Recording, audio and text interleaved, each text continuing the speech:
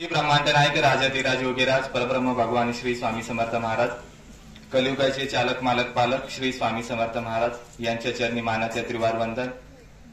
परमपूज्य मोरे दादा यांच्या चरणी मानाचे त्रिवार वंदन. परमपूज्य गुरुमाऊली यांच्या चरणी मानाचे त्रिवार वंदन. आणि समस्त सेवेकरी भाविक सज्जन, गेल्या 5व्या दिवसापासून म्हणजे आजचा 6वा दिवस, गेल्या या 6 दिवसापासून प्रत्येक जण या ठिकाणी आपली सेवा रुजू करतय आणि गुरुमाऊलींच्या कृपाशीर्वादाने चालत असलेला हा अखंड नामजप यज्ञ या ठिकाणी प्रत्येक जण आपल्या आपल्या परीनं सेवा रुजू करतय. कोणी वाचनाच्या माध्यमातून असेल, कोणी याज्ञिकेच्या माध्यमातून असेल, कोणी ज्ञानदानाच्या माध्यमातून असेल, कोणी साफसफाईच्या माध्यमातून असेल. नाही का, हरिपाठ फार सुंदर सांगतो ना की थाईचा बैसोनी करा एक चित्ता आवडी अनंत आळवावा. म्हणजे प्रत्येक जण आपल्या आपल्या परीनं जे जे आवडतं आपल्याला त्या त्या पद्धतीने आपण या ठिकाणी सेवा रुजू करतोय. मग या सेवेच्या माध्यमातून आता प्रत्येकाला काहीतरी मागण्याचे, नाही का, आपला आता शेवटचा दिवस येईल त्या दिवशी आपण प्रत्येक जण काहीतरी मागणारे. प्रत्येक जण गुरुचरित्र वाचतय, स्वामी चरित्र वाचतय, महाजप करतय. या बदल्यात प्रत्येक जण काहीतरी मागणारे. कोणी म्हणेल मला नोकरी लागू दे, कोणी म्हणेल माझं लग्न होऊ दे, कोणी म्हणेल लवकरात लवकर माझं हे काम होऊ दे, 4 व्हीलर मला होऊ दे. प्रत्येक जण काहीतरी मागणारचे. मग आपण कोणाकडे मागतो? असं कोणाकडे कोणाला मागू तरी आपण देवाकडेच मागतो. कारण देवाची व्याख्या करताना विनोबा भावे असं म्हणतात की जो देतो तो देव. विनोबा भावे काय म्हणतात की जो देतो तो देव. आपण देवाकडेच मागतोय. पण आपण महागाईचं का, हा सगळ्यात महत्वाचा प्रश्नचिन्ह आहे, नाही का. आम्ही काय कोणाचे खातो, जो राम आम्हाला देतो, असं जे म्हणतात की आम्ही कोणाचं खातो, की राम आम्हाला जे देतो तेच आम्ही खातो. म्हणजे खऱ्या अर्थानं आम्ही आता याच्या बदल्यात आम्ही प्रत्येक जण काहीतरी मागणार आहोत, नाही का. एका मंदिराच्या बाहेर एक भिकारी उभा असतो आणि भिकारी उभा असला कारणाने एक माणूस त्या ठिकाणून चालत असतो. तो तिरस्कारी असतो, कर्कट असतो, रागीट असतो. तो त्या ठिकाणी मंदिरात जात असतो. मंदिरात जात असल्याने तो त्या भिकाऱ्याला त्या ठिकाणी बघतो आणि भिकाऱ्याला म्हणतो, अरे तू या ठिकाणी भीक मागतोय, तुला काही लाज वाटते का? मंदिराच्या बाहेर तू या ठिकाणी भीक मागतोय काय? देव म्हणजे तू मंदिरात जाण्याऐवजी तर लोकांकडून तू भीक मागतोय. तर तो भिकारी त्या माणसाला म्हणतो की तू काय करणार आहे? तू मंदिरात जाऊन काहीतरी देवाकडे मागणारच आहे, नाही का.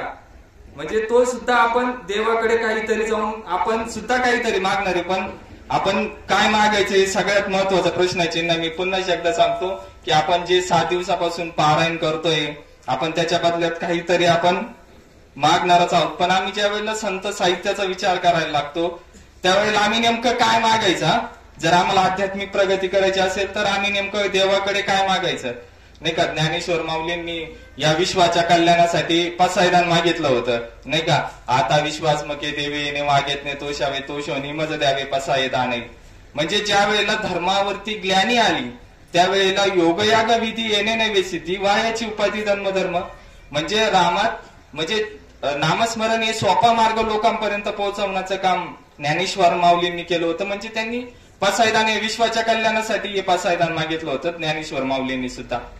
तिथून पुढचा प्रवास आमचा संत नामदेव महाराजांपर्यंत येऊन पोहोचतो. नामदेव महाराजांनी काय मागितलं होतं देवाकडे की अकल्प आयुष्य व्हावे तया कुळा माझी या सकळा हरीच्या दासा कल्पनेची बाधा न कवने काळी ही संत मंडळी सुखी असो. अहंकाराचा वारा न लागो राजेसा माझी या विष्णू दासा भाविकासी नामा म्हणे तया असावे कल्याण ज्या मुखी निदान पाये पांडुरंग. म्हणजे माझ्या हरीच्या दासांना अकल्प आयुष्य लागू दे, कल्पनेची बाधा त्यांना होऊ देऊ नको, अहंकाराचा वारा त्यांना लागू देऊ नको, त्यांच्या मुखातून नामस्मरण कधी कमी पडू देऊ नको. हे सुद्धा नामदेव महाराजांनी हे लोकांसाठी म्हणजे आपल्या वारकऱ्यांसाठी मागण्याचं काम संत ज्ञानी नामदेव महाराजांनी केलं होतं. तिथून पुढचा प्रवास आमचा संत तुकोबारायांपर्यंत येऊन पोहोचतो. संत तुकाराम महाराजांनी देवाकडे काय मागितलं की याची दान दे गा देवा तुझा विसर न व्हावा. हेच दान तू मला दे की तुझा विसर पडून देऊ नको. की गुण गायी ना आवडी याची माझी सर्व जोडी न लगे मुक्तीधन संपदा संत संग देई सदा. गुण गायी ना आवडी याची माझी सर्व जोडी तुका म्हणे गर्भवासी सुखे घालावी आम्हासी. म्हणजे संत तुकाराम महाराजांनी आपल्या देवाकडे काय मागितलं की मला संतांची संगती लाभू दे. म्हणजे मला ज्याप्रमाणे आई मुलाला गर्भात वाढवत असते त्याप्रमाणे तू आमच्या हरीच्या दासांना सुद्धा त्याप्रमाणे तू वाढव. हे सुद्धा संत तुकोबारायांनी देवाकडे मागण्याचं काम केलं. मग आम्हाला जर आध्यात्मिक प्रगती करायची असेल तर आम्ही काय मागितलं पाहिजे की कोमल करणी दे रामा, विमल करणी दे रामा, नाही का, संत संगती दे रामा, हे आम्ही मागितलं पाहिजे, नाही का. मग ज्या वेळेला आम्हाला आध्यात्मिक प्रगती करायची की आम्हाला आमच्या आत्या सुद्धा हे सांगताय की नचेतव पदांतरा रे, जर तुम्ही आम्ही जर देवाकडे जर हे मागितलं तर खऱ्या अर्थानं तुम्ही आम्ही आध्यात्मिक प्रगती करणारे. स्वामी मार्गातून प्रत्येकाला अनुभव तर येतच राहतो, नाही का, प्रत्येकाला अनुभव येणारचे. म्हणजे ज्यांनी सेवा जर प्रामाणिकपणे जर केली ना तर त्याला प्रत्येकाला या स्वामी मार्गातून अनुभूती आल्या वाचून राहणार नाही. म्हणून मी तर नेहमी म्हणत असतो की आपण जी सेवा करतो प्रत्येकाला असं वाटतं की हे प्रत्येक मलाच भेटलं पाहिजे, दुसऱ्याला भेटलं नाही पाहिजे. आमची अशी मानसिकता निर्माण झालेली. मी तर विनोदाने नेहमी सांगत असतो की 3 साधू हे रस्त्याने चालत असतात. रस्त्याने चालता चालता त्यांना एक धनाचं गठोडं सापडतं. धनाचं गठोडं असं सापडतं. मग ते साधू असतात. मग त्यांना काय वाटतं की आता हे धनाचं गठोडं आपल्याला सापडलं म्हणजे हे चुकीच्या मार्गाने आलेला पैसा आहे. ज्या वेळेला त्याच्यातून आपण काहीतरी टक्केवारी देवाला देऊ त्यावेळेला त्याचं पावित्र्य होतं असं म्हटलं जातं. मग ते काय म्हणतात की आता एकमेकात चर्चा करायला लागतं, आपल्याला हा चुकीच्या मार्गाने पैसा सापडला, आपण याचं काहीतरी केलं पाहिजे, म्हणजे याच्यातून काहीतरी भाग आपण देवाला दिला पाहिजे. मग ते काय करतात की पहिला म्हणतो आपण असं करू म्हणे, तुझ्या भोवती ना म्हणे एक सर्कल आख म्हणे. पहिला काय म्हणतो, माझ्या भोवती मी अर्ध्या फुटावरती सर्कल आखतो म्हणे, आणि आपण काय करू ते धन वरती फेकू. वरती फेकल्यानंतर जे अर्ध्या फुटाच्या सर्कलमध्ये जेवढं पडेल तेवढं देवाचं, आणि त्या सर्कलच्या बाहेर जे पडेल ते आपलं. मग आता तुम्ही सांगा त्या अर्ध्या फुटाच्या सर्कल मध्ये कुठं पडेल का होते धन? पडू शकणार नाही. दुसरा काय म्हणतो, अरे तू बावळट आहे का म्हणे. असं नाही म्हणे, आपण काय करू 500 फुटावरती एक सर्कल आखू म्हणे. 500 फुटावरती असं मोठं सर्कल आखू ना, काय करू ते धन वरती फेकू आपण. वरती फेकल्यानंतर जे त्या सर्कल मध्ये पडेल ते आपलं, आणि सर्कलच्या बाहेर पडेल ते देवाचं. म्हणजे काय, आता हे 500 फुटावरच्या सर्कलवरती आपण फेकल्यानंतर ते आतमध्येच पडणार आहे ना. म्हणजे अशी मानसिकता आमची झाली. तिसरा काय म्हणतो, नाही ते तुम्ही दोघं पण चुकीचे म्हणे. आपण काय करू म्हणे, ते धने ना म्हणे वरती फेकू म्हणे. वरती फेकल्यानंतर जेवढं वरती जाईल ना म्हणे, म्हणजे जेवढं वरती जाईल ते देवाचं, म्हणजे देव वरती घेऊन जाईल तेवढं देवाचं, आणि जे खाली पडेल ते आपलं. आता गुरुत्वाकर्षणाचा नियम आम्हाला असं सांगतो की कोणतीही वस्तू वरती फेकल्यानंतर ती खालीच पडेल. म्हणजे आमची अशी मानसिकता झाली ना की देवाला काहीच नको, जे काही भेटेल ते आम्हालाच भेटलं पाहिजे. म्हणजे आम्हाला जर आध्यात्मिक प्रगती करायची असेल, मी नेहमी सांगतो की आम्ही फक्त अनुभवांपुरता मर्यादित न राहता याच्या पलीकडे जाऊन ज्या वेळेला आम्ही वागायला सुरुवात करू त्यावेळेला आमची आध्यात्मिक प्रगती होऊन जाईल. आम्हाला अनुभव येतं, प्रत्येकाला येणारच आहे. म्हणून आम्ही अध्यात्माचं म्हणजे शुभम भाऊने तर आपल्याला खूप सुंदर असं मार्गदर्शन केलंय की आम्हाला एमबीएला असताना करिअरच्या 4 स्टेजेस शिकवल्या जायच्या, की करिअरची शेवटची स्टेज आहे जी लेट करिअर स्टेज आहे. आम्हाला जर लेट करिअर स्टेज पर्यंत जर पोहोचायचं असेल ना तर आम्हाला सेवा करावी लागेल आणि या अध्यात्माच्या दिशेने प्रगती करावी लागेल. त्याच वेळेला आम्ही लेट करिअर स्टेज पर्यंत पोहोचू शकतो. बोलण्यासारखं खूप काही जरी असलं, आपण गेल्या 7 दिवसापासून म्हणजे 6 दिवसापासून रोज नवीन मार्गदर्शन ऐकतोय, आणि मार्गदर्शनातून प्रत्येक जण काहीतरी घेतोय.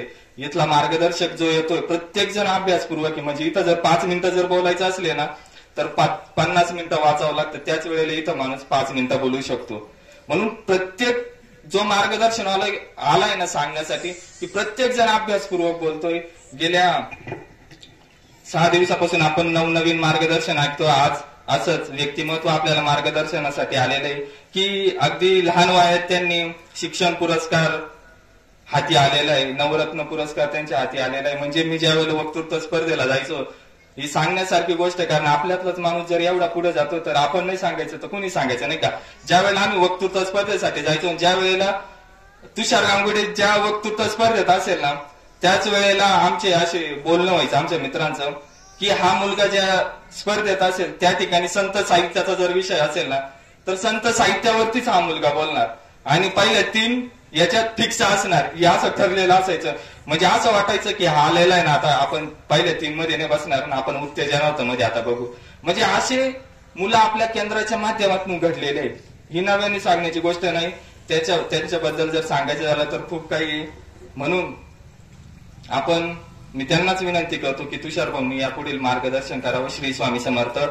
जे बाहेर जे सेवेकरी उभे ना, कृपया आतमध्ये येऊन बसा. बाहेर जे सेवेकरी उभे आतमध्ये येऊन बसा. श्री स्वामी समर्थ.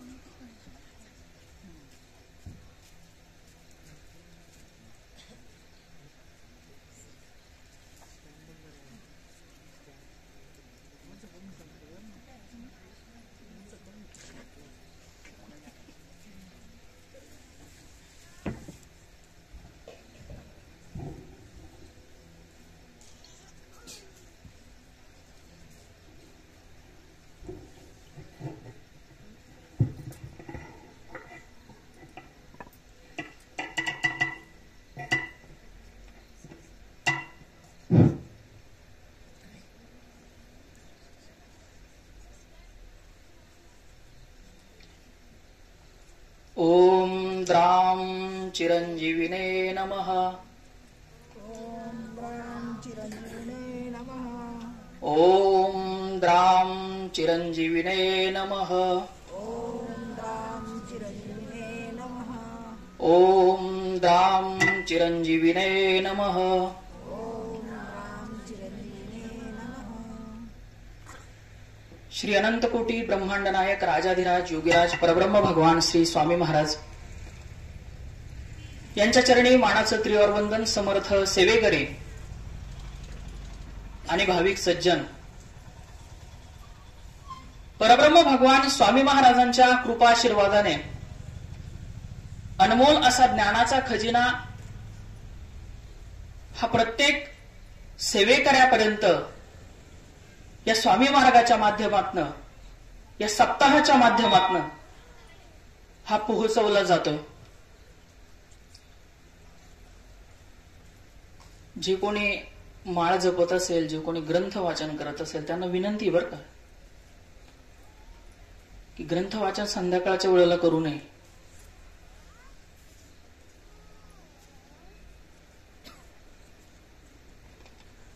जे कोणी यज्ञभूमीजवळ बसलेले असतील, तुम्हा सर्वांना विनंती की आतमध्ये येऊन बसा.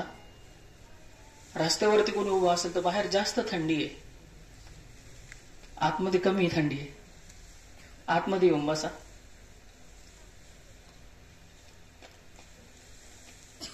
या 7ही दिवसाच्या काळामध्ये अतिउच्च कोटीची सेवा आपण सर्वांनी केलेली आहे. कधी कधी आपल्याला प्रश्न पडतो ना की या सत्ययुगात घडलेल्या घटना या 7 दिवसाच्या कालखंडामध्ये आपण ऐकतोय कसं असेल बुवा ते. तर अक्कलकोटला स्वामी महाराज असताना त्या लोकांची सकाळी सकाळी लगबग असायची. महाराजांची शेज आरती असायची, त्या आरतीला जायचं असायचं, षोडशोपचार पूजा असायची, सकाळी तिकडे जायचं असायचं, नैवेद्य महाराजांना दाखवला गेला पाहिजे याच्यासाठी खटाटोप चाललेला असायचा. दिवसभर महाराजांचं काही ना काही त्या अक्कलकोट मधल्या असलेल्या लोकांचं सातत्यानं चिंतन चालायचं आणि ती प्रक्रिया चालू असायची. संध्याकाळची आरती असायची. मला वाटतं अक्कलकोटला स्वामी महाराज असताना ज्या पद्धतीनं वातावरण होतं त्या पद्धतीचं वातावरण कारवडीच्या पंचक्रोशीमध्ये या 7 दिवसाच्या कालखंडामध्ये हे तुम्हाला आम्हाला पाहायला भेटतं. का 7ही दिवस किती लगबग चालू असते. सप्ताह चालू होण्याच्या पूर्वीपासून मला पारायणाला बसायचंय, मला आरतीला जायचंय, बघता बघता बघता बघता 6 दिवस संपून गेले. हा शेवट 6वा दिवस. उद्या दत्त जन्मोत्सव. या 6ही दिवसांच्या काळामध्ये प्रत्येक सेवेकरानं स्वामींच्या माध्यमातून, या मार्गाच्या माध्यमातून जसं महाराजांनी सुचवलं तसं आपल्यापर्यंत थोडं का होईना ज्ञान पोहोचवण्याचं काम केलेलं आहे. पुढच्या 1 तासभराच्या अंतरामध्ये आपल्याला जे काही साधं बोलता येईल, जे आपल्याला पचेल, रुचेल, समजेल अशा शब्दामध्ये आपण ते समजून घेण्याचं काम करणार आहे. बाबांनो ते मार्गदर्शन वगैरे असं काही नाही. एकदम सहसा संवाद ज्याला म्हणतो आपण, ये हृदयची ते हृदय पोहोचला पाहिजे त्या पद्धतीने आपण छोटासा एक प्रयत्न करणार आहे. माझ्या आईच्या वडिलांच्या वयाची माणसं या ठिकाणी बसलेले, त्याच्यामुळे तुम्हाला मी काय मार्गदर्शन करायचं हा खूप मोठा प्रश्न आहे. पण ज्या पद्धतीनं भगवद्गीतेमध्ये सांगितलं होतं की यदा यदा हि धर्मस्य ग्लानिर्भवती भारतः अभ्युत्थानम् अधर्मस्य तदात्मानं सृजाम्यहम्, परित्राय साधूना विनाशाय च दुष्कृता धर्म संस्थापनार्था योगी युगे. यदा यदा हि धर्मस्य ग्लानिर्भवती भारतः. ग्लानिर्भवती म्हणजे नेमकं काय की धर्माला ग्लानी लागल्यानंतरच तो परमेश्वर येतो. मग ती ग्लानी म्हणजे नेमकं काय. धर्म नावाचं एखादं पुस्तक आहे, त्याला धूळ लागते, ती साफ करायची असते का. धर्म नावाची एखादी वस्तू आहे, ती नीट काम करत नाही म्हणून तिला रिपेअर करायची असते का. मग ग्लानी ग्लानी ग्लानी नेमकं हे स्तोत्रापुरतं मर्यादित न राहता ते समजून घेणं फार महत्वाचं आहे. ग्लानिर्भवती भारत अभ्युत्थानम धर्मस्य. नंतर त्याच्यानंतर या सगळ्या गोष्टी होणार आहे. मग ती ग्लानी धर्माला कशा पद्धतीनं लागली. स्वामी चरित्रकारांनी सांगून ठेवलेलं आहे. वाढला कलीचा प्रताप करू लागले लोक पाप पावली जुनवी संताप धर्म भ्रष्ट लोक बहु. पहा कैसे दैव विचित्र आर्यवर्ती आर्यपुत्र वैभवीन झाले अपार दारिद्र्य दुःख भोगती. शिथिल झाली धर्मबंधने नास्तिकण मानती वेदवचने दिवसेंदिवस हो मौने कमी होऊ लागली. सुटला धर्माचा राजश्रय धर्म प्रवर्तका नाही भय उत्तरोत्तर नास्तिकमय भरतखंड झाले. नाना विद्या आणि कला असता लागी गेल्या सगळा ऐहिक भोगेच्छा बळवला तेने सुटला परमार्थ. काय सांगितलं.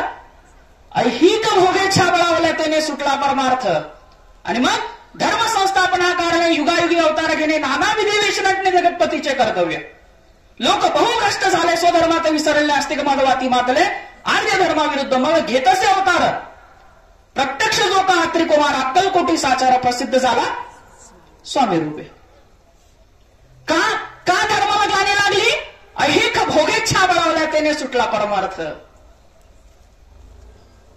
सर्वसामान्य माणसाच्या अंतःकरणामध्ये परमेश्वराच्या संदर्भानं थोडी श्रद्धा न राहणं, विश्वास न राहणं आणि आम्हाला सेवाभाव आमच्यामध्ये शिल्लक न राहणं म्हणजे धर्माला ग्लानी लागणं. मी फार विचारपूर्वक बोलतोय. सर्वसामान्य माणसाच्या अंतःकरणामध्ये परमेश्वराविषयी कुठलाही भाव न राहणं, त्याच्यावरती विश्वास न राहणं, श्रद्धाही न राहणं हे धर्माला ग्लानी येण्याचं सर्वात महत्वाचं लक्षण आहे. मग ऐहिक भोगेच्छा बळवल्या. मग त्याच काळात असं घडलं होतं का. ऐहिक भोगेच्छा म्हणजे नेमकं काय. आज आम्ही वावरत असताना तुमच्या आमच्या अंतःकरणामध्ये अनेक इच्छा आहे, अपेक्षा आहे, आकांक्षा आहे. मला घर भेटलं पाहिजे, गाडी भेटलं पाहिजे, बंगला झाला पाहिजे, माझ्या मुलांची शिक्षण झाले पाहिजे, त्यांना चांगल्या नोकऱ्या लागल्या पाहिजे आणि त्यांची खूप प्रगती झाली पाहिजे. बरोबर ना. ऐहिक भोगेच्छा बळवला त्याने सुटला परमार्थ. कसा सुटतो बघा बरं. आणि या सगळ्या गोष्टी काळाच्या टप्प्याटप्प्यावरती आपल्याला भेटत चालल्या. मला सांगा या सगळ्यातून तुम्ही सुटत चालले का. काळाच्या प्रत्येक टप्प्यावरती तुमची एक एक एक एक एक एक इच्छा पूर्ण होती, तोच तुमची दुसरी अजून एक मनोकामना तयार होती. गुरुलीलामृत ग्रंथामध्ये वैकुंठवासी वामन बुवांनी सांगितलेलं आहे की माणसाच्या अंतःकरणात निर्माण होणारी प्रत्येक इच्छा ही त्याच्या दुःखाचं कारण आहे. काय सांगितलं. माणसाच्या अंतःकरणात ऐहिक जी काही एक एक इच्छा तयार होईल ती त्याच्या दुःखाला कारणीभूत ठरेल. मग मला सांगा ज्या ज्या ऐहिक गोष्टी आम्ही पाहिल्या संसारामध्ये त्या मागितल्या परमेश्वराकडं, त्या मिळाल्यानंतर आम्ही सुखी किंवा आनंदी झालो का. आणि मग यशस्वी माणसाचं किंवा प्रगतशील माणसाचं लक्षण नेमकं काय आहे. मिळालं त्याला सगळ्या गोष्टी ज्या ज्या मागितल्या त्या सगळ्या मिळाल्या, पण कुठं जायचंय, कुठं थांबायचंय. हा जो काही मनुष्य देह तुम्हाला आम्हाला लाभलेला आहे आणि या मनुष्य देहामध्ये तुमच्या ज्या काही ऐहिक इच्छा आहे त्याच्या ऐहिक इच्छा आहे त्यांना काहीतरी मर्यादा आहे का. कुठपर्यंत पैसा कमवायचा आहे. ठरवलंय का तुम्ही असं मला 10 कोटी रुपये कमवायचे, मला 1 लाख पगार होईपर्यंत जॉब करायचा आहे, मला 40 वर्षानंतर तीर्थयात्रेला जायचंय. ठरवलंय का. ऐहिक भोगेच्छा बळावला त्याने सुटला परमार्थ. या संसाराच्या काळामध्ये तुम्ही इतके गुंतत जाल यातनं बाहेर निघणं हे शक्य होणार नाहीये. आणि त्या अनुषंगानं हा हळूहळू कलेचा प्रताप वाढायला लागला. योग याग सगळं कुठं नाहीसं व्हायला लागलं. आजही परिसरात वर्तमानात बदल नाहीये. तुम्ही विचार करा बारकाईनं. या परिसरात मी म्हणतो 10-20 गावं असतील आणि त्या गावामध्ये फार थोडक्या प्रमाणावरती या ठिकाणी गुरुचरित्र पारायणासाठी आपण बसलेलो आहे.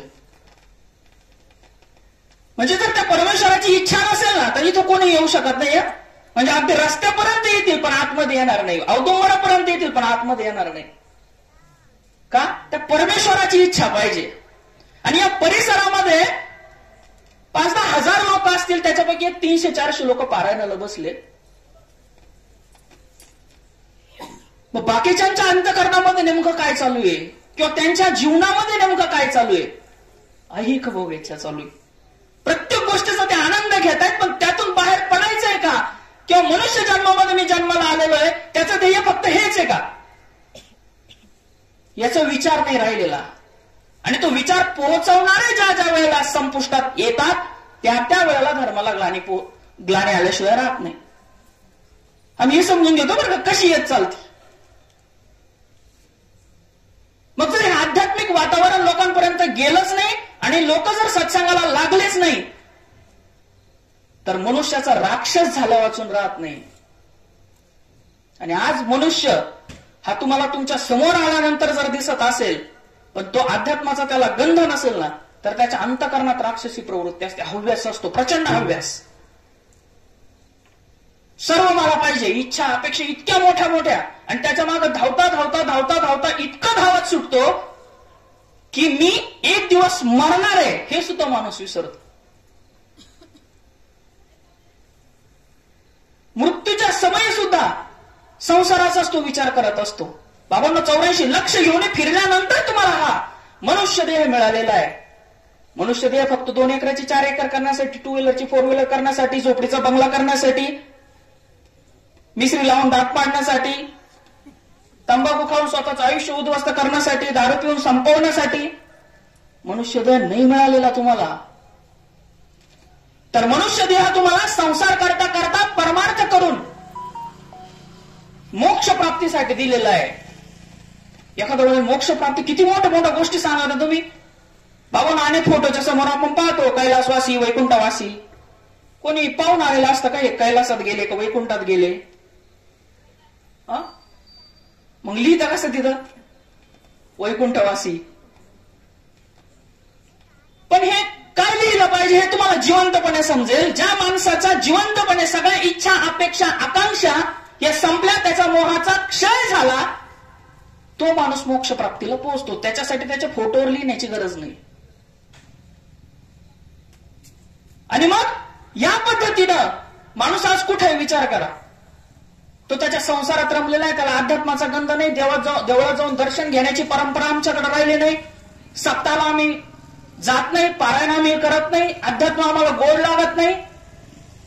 पोरांना देण्यासाठी आमच्याकडे वेळ राहिलेला नाही, त्यांना घडवण्यासाठी आमच्याकडे संस्कार देण्या इतपत नॉलेज राहिलेलं नाहीये. जिच्या हाती पाळण्याची दोरी ती या जगात उद्धर आहे असं जे सांगितलं जातं, पण तिच्या हातामध्ये आता रिमोट कंट्रोल आलेला आहे.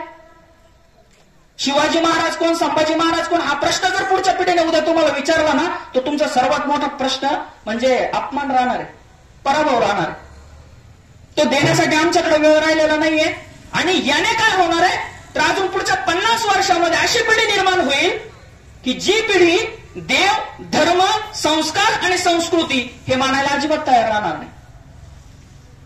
आणि मग ही परिस्थिती निर्माण झाल्यानंतर धर्म नावाच्या संकल्पनेला ग्लानी यायला लागते, तो माग पडायला लागतो, ती जीवन पद्धती बदलायला लागते. माणूस माणसासारखा वागत नाही, त्यावेळेला धर्माला ग्लानी यायला लागते. आणि मग तो परमेश्वर वेगवेगळ्या पद्धतीने हे काम करण्याचं आणि त्या संस्कृतीचे, त्या धर्माची पुनर्स्थापना करण्याचं काम करत असतो. मी आज तुमच्या समोर फार विचारपूर्वक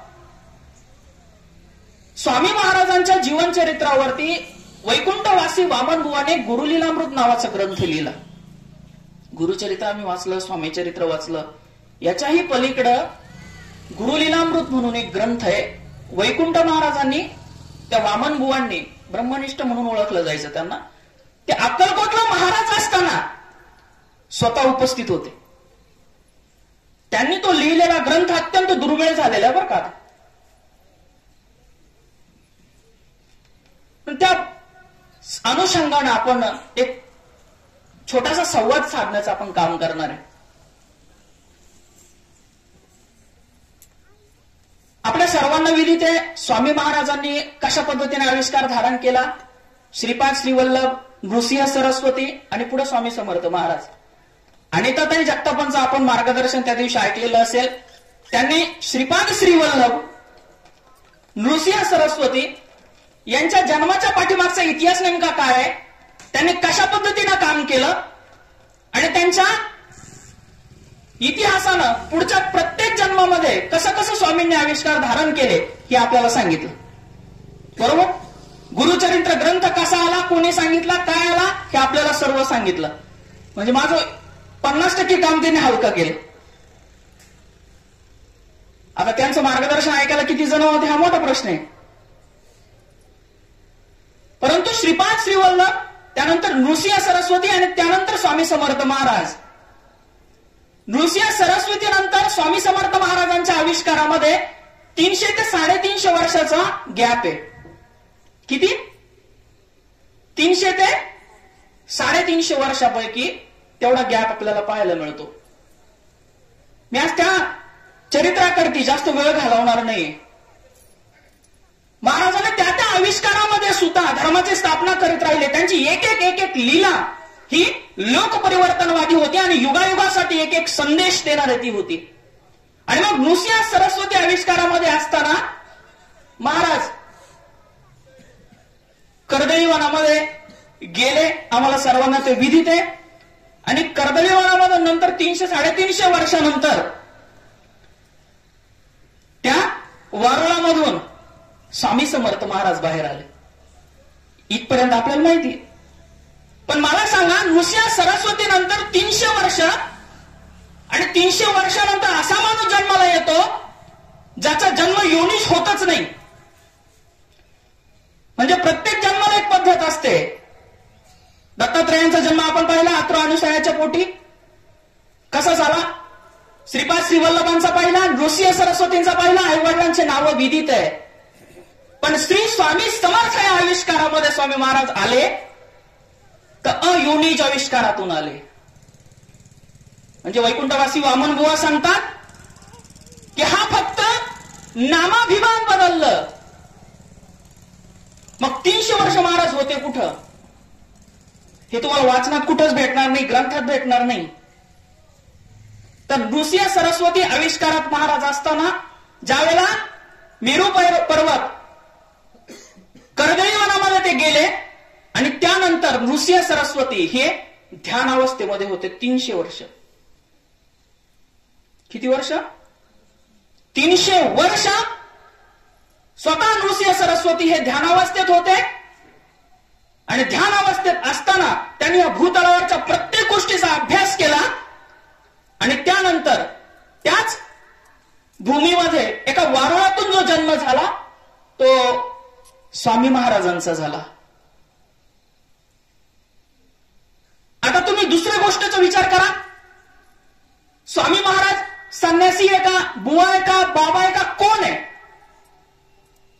काही एक विशिष्ट संज्ञा स्वामी महाराजांना आपण देऊ शकत नाहीये. पण ज्या वेळेला 300 वर्ष तपश्चर्या केली आणि 300 वर्ष तपश्चर्यानंतर जे रूप प्रगटलं म्हणजे स्वामी महाराज कुठेही गेलेले नव्हते. तर श्रीपाद श्रीवल्लभ हेच श्री स्वामी समर्थ महाराज होते. आणि मग त्यांनी जो अवतार धारण केला बघा, दत्त आविष्कारामध्ये महाराज होते. हातामध्ये काय? त्रिशूळ कमंडलू आहे. नृसिंह अवतारामध्ये होते, कुठेतरी कमंडलू तुम्हाला हातामध्ये दिसतं. पण स्वामी समर्थ महाराजांचा आविष्कार पहा, कुठं कमंडलू दिसणार नाही, कुठं त्रिशूळ नाही, कुठं विशिष्ट वस्त्रावस्था नाही, जटा नाही. मग हा काय प्रकार आहे? तर पतंजली योग सूत्रामध्ये 6 प्रकारचे संन्यासी सांगितलेले. किती प्रकारचे? 6 प्रकारचे संन्यासी सांगितलेले. लिहून ठेवा. त्याच्यामध्ये पहिला संन्यासी सांगितला कुटीचय. काय? कुटीचय नावाचा पहिला संन्यासी सांगितला. दुसरा संन्यासी सांगितला बहुदक. तिसरा हंस. त्यानंतर परमहंस. नंतर तुर्यातीत. आणि शेवटचा संन्यासी सांगितला तो म्हणजे अवधूत संन्यासी. त्याच्यामध्ये जो कुटीचय नावाचा संन्यासाचा प्रकार आहे, त्याच्यामध्ये तो संन्यासी काय करतो? कुटियामध्ये राहतो आणि तिथं धर्माचं काम करतो, स्वतः साधना करतो आणि लोकांना पर्यंत हा धर्म पोहोचवण्याचं काम करतो. बहुदक म्हणजे काय? जो संन्यासी 3 दिवसापेक्षा जास्त वेळ एका जागेवरती राहत नाही. हंस आणि परमहंस म्हणजे काय? लोकांपासून दूर राहून कुठंतरी साधना करतात. आणि हा एकमेव अवधूत संन्यासी हा असा प्रकार आहे ज्याच्यामध्ये संपूर्ण विश्वाची शक्ती, या ब्रह्मांडाची पूर्ण शक्ती ही पिंडात असते आणि त्या पिंडातून ती सातत्यानं जागरूक अवस्थेमध्ये काम करत असते. ज्याच्यामध्ये 64 योगिनी, 21 प्रकारच्या सिद्धी आणि हजारो ब्रह्मांडाला एका क्षणार्धात वेढून टाकेल असं चैतन्य सूत्र हे व्यापून उरलेलं असतं. आणि ते अवधूत संन्यासी म्हणजे स्वामी महाराज प्रगटले. आम्हाला हे आजपर्यंत माहिती नव्हतं, ग्रंथांमध्ये याचा असा उल्लेख नाहीये, पण हे वाचित जावं लागणार, अभ्यास करावा लागणार आहे. स्वामी समर्थ सेवेकरीमधून प्रत्येकाच्या आता ती जबाबदारी आहे. भविष्यात ही फार मोठं पीठ असणार आहे. इथून प्रत्येक गोष्टीचं उत्तर तुम्हाला द्यावं लागणार. त्यासाठी या गोष्टी या पिढीनं जाणून घेतल्या पाहिजे, माहिती असल्या पाहिजे. आणि मग महाराजांचा आविष्कार झाला त्यावेळेला परिस्थिती तीच होती. परिस्थितीत बदल झाला नव्हता. ब्राह्मणाचं कर्म विसरला होता. जातीच्या उतरंडीत जन्माला आलेल्या माणसाची अत्यंत आलापेष्टा होती. एका बाजूला स्वामी समर्थ महाराजांचे आविष्कार चालू आहे, दुसऱ्या बाजूला संत प्रत्येक परंपरेमध्ये, प्रत्येक शतकामध्ये घडतायत. म्हणजे तुम्ही विचार करा, हा खूप मोठा समन्वय आहे. ज्या काळामध्ये आपण ज्ञानेश्वरी वाचली असेल, ओम नमो जी आद्या वेद प्रतिपाद्या जय जय स्वसवेद आत्मरूपा देवा तूची गणेशू सकलार्थमती प्रकाशू म्हणे निवृत्तीदासू अवधारी जोजी. हे गीता नाम विख्यात सर्व वाङ्मयाचे मथित आत्मा जेने हस्तगत रत्न होय. मनाचा भार न करिता इंद्रिया दुःख न देता येत मोक्ष असे आईता श्रवणा माझीच. हे कोणी लिहिलं? ज्ञानोबरायांनी लिहिलं. ऐकायला किती सुंदर वाटतं. पण त्या ज्ञानोबरांना विचार करा, तुम्ही 15 वर्षाचं एक लहान बारीक पोरग आहे, डोळ्यासमोर प्रसंग उभा करा, आपलं पोरग आहे आणि ते दुसऱ्याच्या दारामध्ये अन्न मागण्यासाठी गेलं म्हणून त्याच्या झोळीमध्ये कुणीतरी दगड टाकतं, कुणीतरी शेण टाकतं, कुणीतरी त्याला संन्यासाची कार्ट म्हणून हिनवतं. त्यावेळेला त्या बालकाच्या अंतःकरणाला किती वेदना झाल्या असतील. आज आम्हाला वाढदिवसाचं आमंत्रण जर शेजारच्या घराने दिलं नाही ना, तर याकडेचा माणूस त्याकडे जात नाही. त्या 15 वर्षाच्या पोराला किती वेदना झाल्या असतील. आणि संन्यासाचे कार्टी म्हणून हिनवलं आणि त्या ज्ञानेश्वराने पुढं ज्ञानेश्वरीचा गौरव केला. परंतु मला ती वृत्ती सांगायची आहे की ब्राह्मणांनी ब्राह्मणांचा धर्म सोडला आणि या संस्कृतीला रिव्हर्स गेअर पडला. अशी परिस्थिती ज्यावेळेला स्वामी महाराज असताना निर्माण झाली, त्यावेळेला महाराजांनी ठरवलं की या धर्माचा, या संस्कृतीचा पाया जर काही असेल तर तो ब्राह्मण वर्ग आहे. त्या काळात चतुर्वर्ग चिंतामणी सारखे धर्मग्रंथ निर्माण झाले होते. कोणती? चतुर्वर्ग चिंतामणी. चतुर्वर्ग चिंतामणी ग्रंथामध्ये काय लिहिलेलं आहे? 365 पेक्षा जास्त व्रतवैकल्यांची नोंद आहे. किती? 365 पेक्षा जास्त व्रतवैकल्यांची नोंद आहे. म्हणजे काय? माणसानं उठायचं आणि जला देव देव करायचं आणि त्याने रोज व्रतवैकल्य करायचे. म्हणजे ब्राह्मणांचा धंदा जोरदार पद्धतीने चालू राहील. आणि त्या हेमाड पंतांनी तो ग्रंथ अशा पद्धतीने घडवला की सर्वसामान्य माणूस हे करूच शकत नाही. ज्याच्याकडे पैसा आहे, अडका आहे, तोच देवाची सेवा करणार, देव त्याच्यासाठीच. आणि अशा पद्धतीची संकल्पना ज्यावेळेला रूढ झाली त्यावेळेला आता हे कुठंतरी थांबलं पाहिजे. आणि म्हणून महाराज कुठे गेले? सरळ उठले आणि हरिद्वारला गेले. पहिल्यांदा हरिद्वारला गेले आणि हरिद्वारला गेल्यानंतर महाराजांचा असाच तो आविष्कार, 7-7.5 फूट उंची अवधूत आणि अजानुबाहू. अजानुबाहू म्हणजे काय? ज्यांचे हात गुडघ्याच्या खाली असतात. महाराज जर उठून झपाझप चालायला जर लागले ना, तर क्षणार्धात काही मैल अंतर महाराज चालून जायचे. आणि त्या आविष्कारामध्ये महाराज ज्यावेळेला हरिद्वारला गेले आणि हरिद्वारला गेले असताना गोष्ट अशी घडली की तिथं महाराजांची ती मूर्ती पाहिली, लोक त्यांच्याकडे आकर्षित व्हायला लागले. कोण आहे, काय आहे, काहीच माहिती नाही, कुणालाच काही कल्पना नाही, हा माणूस कोण आहे. आणि म्हणून तिथे एक ब्राह्मण राहत होता. बघा बरं का, महाराजांचं काम, महाराज जिथं गेले प्रत्येक गोष्टीला कारण आहे. महाराजांचा जो आविष्कार आहे हा कारणिक आविष्कार आहे. आणि म्हणून हरिद्वारला गेले. हरिद्वारला गेल्यानंतर त्या ठिकाणी एक प्रकांड पंडित ब्राह्मण, आणि त्यानं बघितलं की त्या कालखंडामध्ये महाराजांकडे अनेक लोक हे आकर्षिले जायचे आणि महाराज त्यांना छोटे छोटे अनुभव द्यायचे आणि ते महाराजांच्या पाठीमागं फिरायचे, भक्त होऊन जायचे महाराजांच्या. आणि बघितले या माणसाला प्रश्न पडला, अरे या माणसाच्या मागं अंगावर कपडा नाही, काही नाही, एवढे लोक कशाला याच्या मागे हिंडू राहिले. आणि तो महाराजांच्या समोर आला आणि विचारलं, कोण तू, कुठून आलास, इथं राहण्याचं काय कारण आणि पुढलं प्रयोजन काय. काय विचारलं त्यानं? कोण तू, कुठून आलास, इथे येण्याचं काय कारण आणि पुढचं काय प्रयोजन आहे. महाराजांचं एकच, दत्तनगर, मूळ वडाचे झाड. आणि एकदम अवधूत अवस्थेमध्ये महाराज उठले. महाराजांनी त्याला उत्तर नाही दिलं. त्याला पुन्हा न राहून महाराजांना विचारलं, कोण आहे तू, कुठं जायचंय, काय काम आहे तुझं इथं. त्यावेळेला त्या माणसाकडे कटाक्ष महाराजांनी टाकला. महाराजांचा कटाक्ष म्हणजे साधा नव्हता, त्या दृष्टीमध्ये धार होती. अंतःकरण सातत्यानं कितीही तुमचं गलिच्छ होऊ द्या, ते परिवर्तन करण्याचं सामर्थ्य त्यांच्या दृष्टिक्षेपात होतं. आणि महाराजांनी जसा त्याच्यावरती कटाक्ष टाकला ना, त्या क्षणाला महाराजांनी विचारलं, रात्री मांस खाण्यासाठी गोळाट्या केलीस. त्या परिसरात जे लोक त्यांच्या आसपास होते ते डायरेक्ट निस्तब्ध झाले. हा काय विचारत होता महाराजांना, कोण तुम्ही, कुठून आला, तुमचं काय प्रयोजन, कुठं जायचंय. आणि महाराजांनी काय सांगितलं, रात्री मांस खाण्यासाठी काय केलं तू, गोहत्या केली. प्रकांड पंडित होता, लोक मानत होते त्याला. हजारो लोकांचा जनसमुदाय तिथं गोळा झालेला होता. आणि ज्यावेळेला महाराजांनी असं सांगितलं त्यावेळेला हा सगळा हजारो लोकांचा जनसमुदाय कुठे गेला, त्या ब्राह्मणाच्या घरी गेला. बघितलं तर त्या गायीला खरोखर कापून टाकलेलं होतं याने. धर्माला ग्लानी कशी येते, परमेश्वर कसं काम करतो, का त्या माणसाला निवडलं हे समजून घ्या. परमेश्वराची एक लीला म्हणजे युगानुयुगासाठी एक शिकवण असते. लक्षात ठेवा हे वाक्य, एक लीला युगानुयुगांसाठी एक शिकवण असते.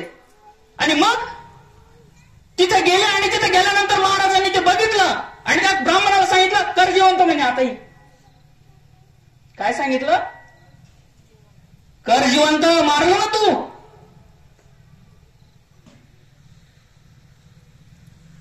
ज्या ज्या वेळेला माणूस मनुष्य धर्म किंवा त्याचा जो जो धर्म आहे तो सोडून वागायला लागतो, त्या वेळेला त्याला त्या गोष्टींचा विसर पडतो की मी माणूस म्हणून कुठंतरी चुकतोय का. आणि त्याला त्या सगळ्या गोष्टींचा आणि महाराजांचा एक दिव्य अनुभूती आली आणि त्यानं महाराजांची माफी मागितली. महाराज हे मी नाही करू शकत म्हणे. काय सांगितलं त्यांनी, मी नाही करू शकत. म्हणे मारला का, काय विचारलं महाराजांनी, जर तुला ती जिवंत करण्याचा अधिकार नाहीये तर तिला मारला का. हजारो या भूतलावरती रोज बोकडे कापले जातात, रोज कोंबड्या कापल्या जातात, रोज दनादन हाडकं चावले जातात. मला ते नाही सांगायचं तुम्ही सोडा, पण कुठेतरी तो जीवात्मा तळतळतो, तो तुम्हाला श्राप देतो. जसं तुमचं कुटुंब आहे, जसं तुमचं हाड आहे, एखादं ब्लेड पान घेऊन मारा बरं हातावरती, काय होतं.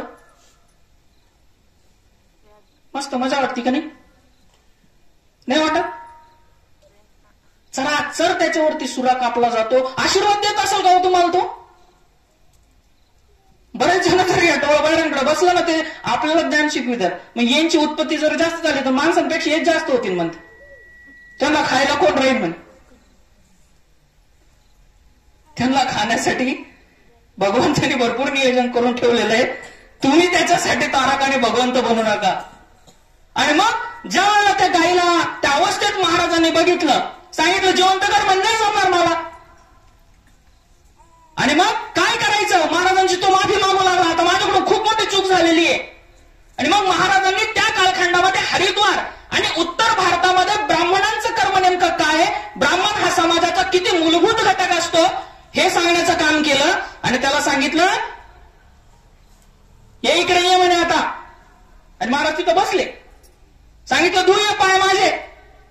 ते पाय धुतले आणि ते तीर्थ फक्त त्या गायीवरती शिंपडलं. जशी दत्तप्रभूंच्या पाठीमागे ती गाय उभी आहे तशी ती गाय उभी राहिली. कापलेली अवस्थेतली गाय हरिद्वारला. आणि मग त्या ठिकाणी त्या ब्राह्मणांच्या डोक्यात प्रकाश पडला. महाराजांनी ती पुन्हा एकदा धर्माची घडी बसवली आणि महाराज पुन्हा त्या जागेवरून निघाले. हे काम करत असताना महाराज कुठेही एक दिवस थांबलेले नाही बरं का. तुर्यातीत म्हणतात याला.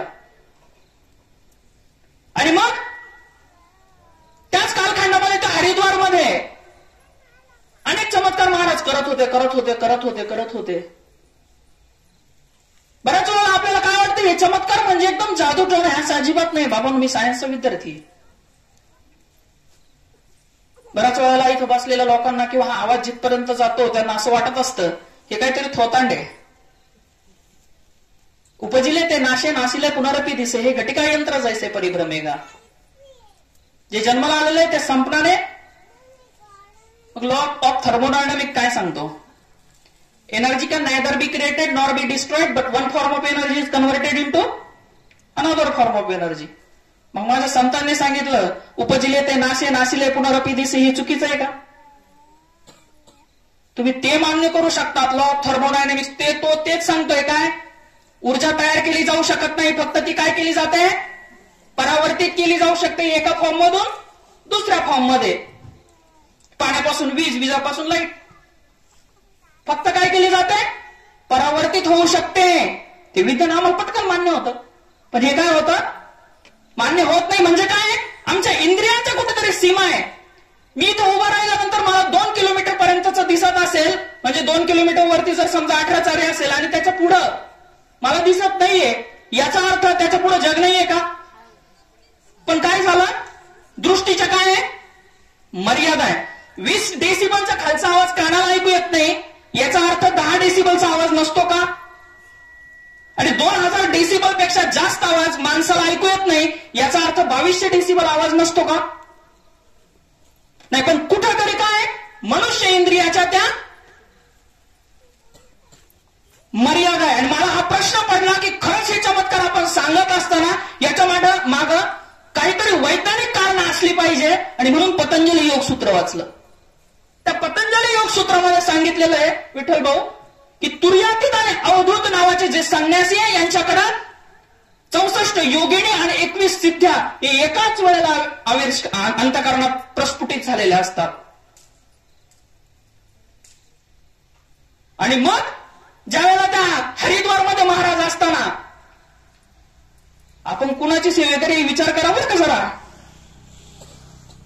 खूप मोठ्या शक्तीच्या सानिध्यात आहे तुम्ही आम्ही. म्हणजे इथं बसल्यानंतर हजारो लोकांच्या हजारो समस्या क्षणार्धात नष्ट होऊ शकतात. जर महाराजांच्या लक्षात आलं की खूप अंतःकरणापासून हा माझी सेवा करतोय ना, सांगण्याची सुद्धा गरज नाहीये. आणि गोष्ट अशीच घडली. 4-5 तिथं त्या हरिद्वारामध्ये सगळे लोक महाराजांना मानायला लागले, जय जयकार झाला. आणि सुरदास म्हणून एक व्यक्ती तिथे आलेली होती. कोण? सुरदास ही जन्मांध होती. काय जन्मांध? महाराजांना कधी कधी बघितलेलं नव्हतं. त्याने याच्या अगोदर महाराजांना कधी बघितलेलं नव्हतं. फक्त लोकदर्शनाला जातं म्हणून ते तिथे गेले. आणि महाराज मूळ वडाचं झाड असं बोलत असतानाच त्याला म्हणाले, अरे डोळ्याने दिसतं तरी डोळे काय झाकून बसतो म्हणले. काय म्हणाले? डोळ्यानं दिसतो तरी डोळे काय झाकून बसला. त्याला काही कळलं ना. मी जन्मांध आहे. परंतु महाराजांनी परत पुन्हा सांगितलं, अरे डोळे उघड. आणि त्याने ते थोडेसे त्याचे डोळे उघडण्याचा प्रयत्न केला. स्वामींची ती कृपा झाली, त्या जन्मांध असणाऱ्या माणसाला त्या ठिकाणी डोळे फुटले. आणि ते डोळे त्या माणसाला प्राप्त झाल्यानंतर तो महाराजांचा भक्त झाला. आणि पुढच्या कालखंडामध्ये हरिद्वार क्षेत्री याच सूरदासांनी सुमारे 50 वर्ष स्वामी समर्थ मार्गाचं काम केलेलं आहे. ज्यांना कुणाला ग्रंथ वाचायचा असेल ना, ब्रह्मनिष्ठ वामन बुवांचं गुरुलीलामृत नक्की वाचा, खूप अभ्यासपूर्ण ग्रंथ आहे. हेच काम करीत असताना अशा पद्धतीने महाराज, बाबांनो, प्रत्येक लीलेमागं महाराज 4 पुरुषार्थ घडवण्याचं काम करत होते. महाराजांचा आविष्कार आणि गुरुचरित्र हे तुमच्या मनुष्य देहाला 4 पुरुषार्थ प्राप्त करून देण्यासाठी आलेलं आहे. धर्म, अर्थ, काम आणि मोक्ष हे 4 प्रकारचे जे पुरुषार्थ आहे हे आम्हाला त्यातून प्राप्त होणार आहे. धर्माला, अर्थाला, कामाला आणि मोक्षाला पूरक जर काही असेल तर प्रत्येक गोष्ट आहे. अर्थाला जर धर्माचं अधिष्ठान नसेल तर अर्थ सुद्धा व्यर्थ आहे. आणि जर त्या अर्थाला धर्माचं अधिष्ठान असेल, तुमच्याकडे ती आर्थिक ज्या गोष्टी आहेत त्याला जर धर्माचं कुठंतरी अधिष्ठान असेल तरच तुम्ही पुढच्या पुरुषार्थांना प्राप्त होऊ शकता. हे मी नाही सांगत, ते ग्रंथ सांगू राहिले. प्रचंड पैसा आहे म्हणून तुम्हाला वैकुंठात एखादं VIP तिकीट भेटणार नाही. प्रचंड लक्झरियस कार आहे म्हणून तुमचा प्रवास फार फास्ट होणार आहे असं अजिबात नाही. आणि मग हे करत असताना महाराज गिरनार पर्वतावरती आले. आपल्या पडकी बरेच लोक जाऊन आले नाही गिरनारला. गिरनारला साधारणपणे महाराज 12 वर्ष त्या ठिकाणी राहिले. किती वर्ष?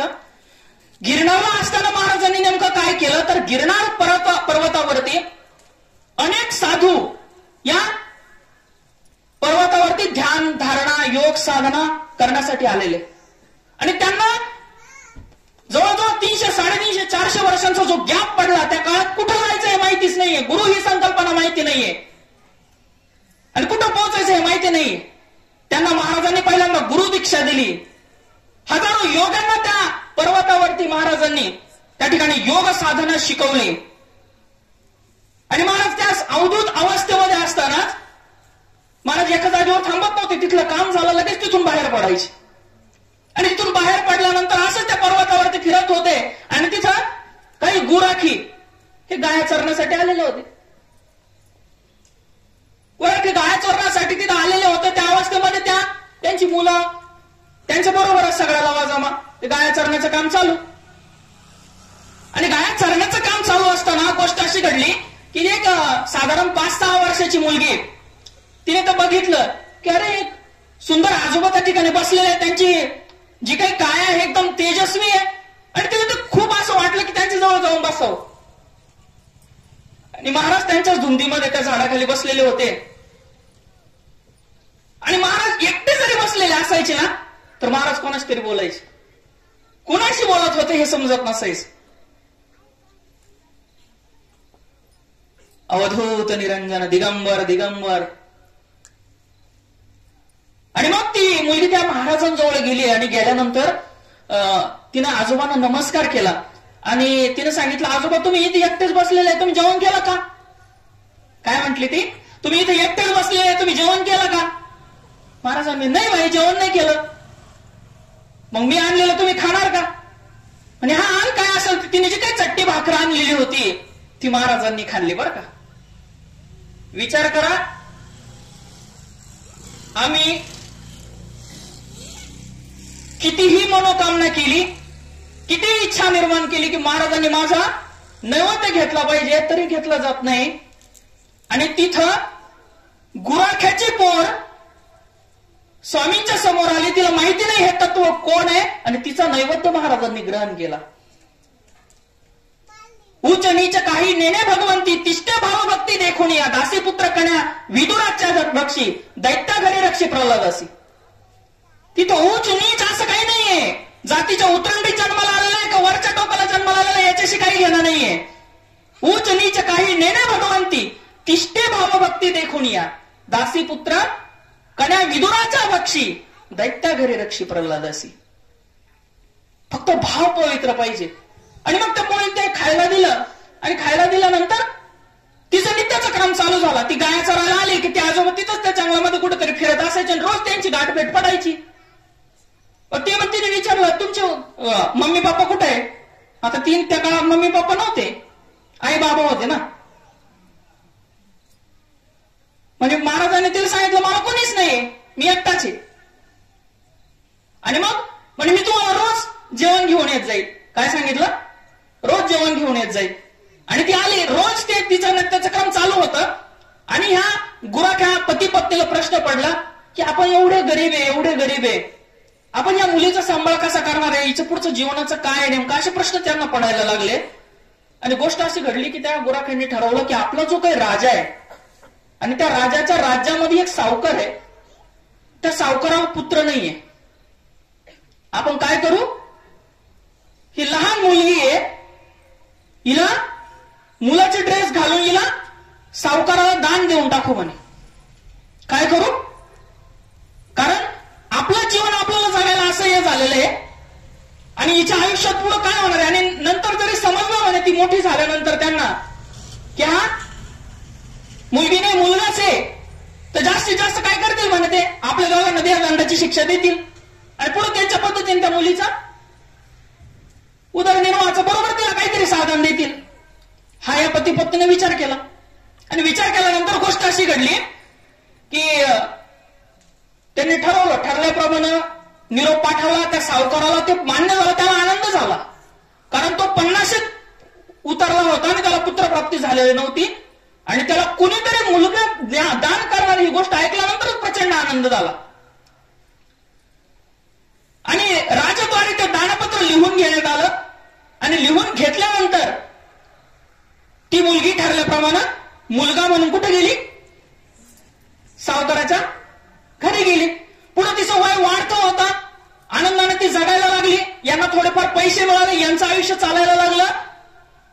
परंतु पहिले बालविवाह होते, म्हणून 10-11 वर्षाच्या असताना तिचं लग्न करायचं ठरवलं. आणि ज्यावेळेला अंगाला हळद लागणार, सगळीकडे निमंत्रणाची पत्रिका वगैरे दिली आणि त्यावेळेला लक्षात आलं ही मुलगी आहे.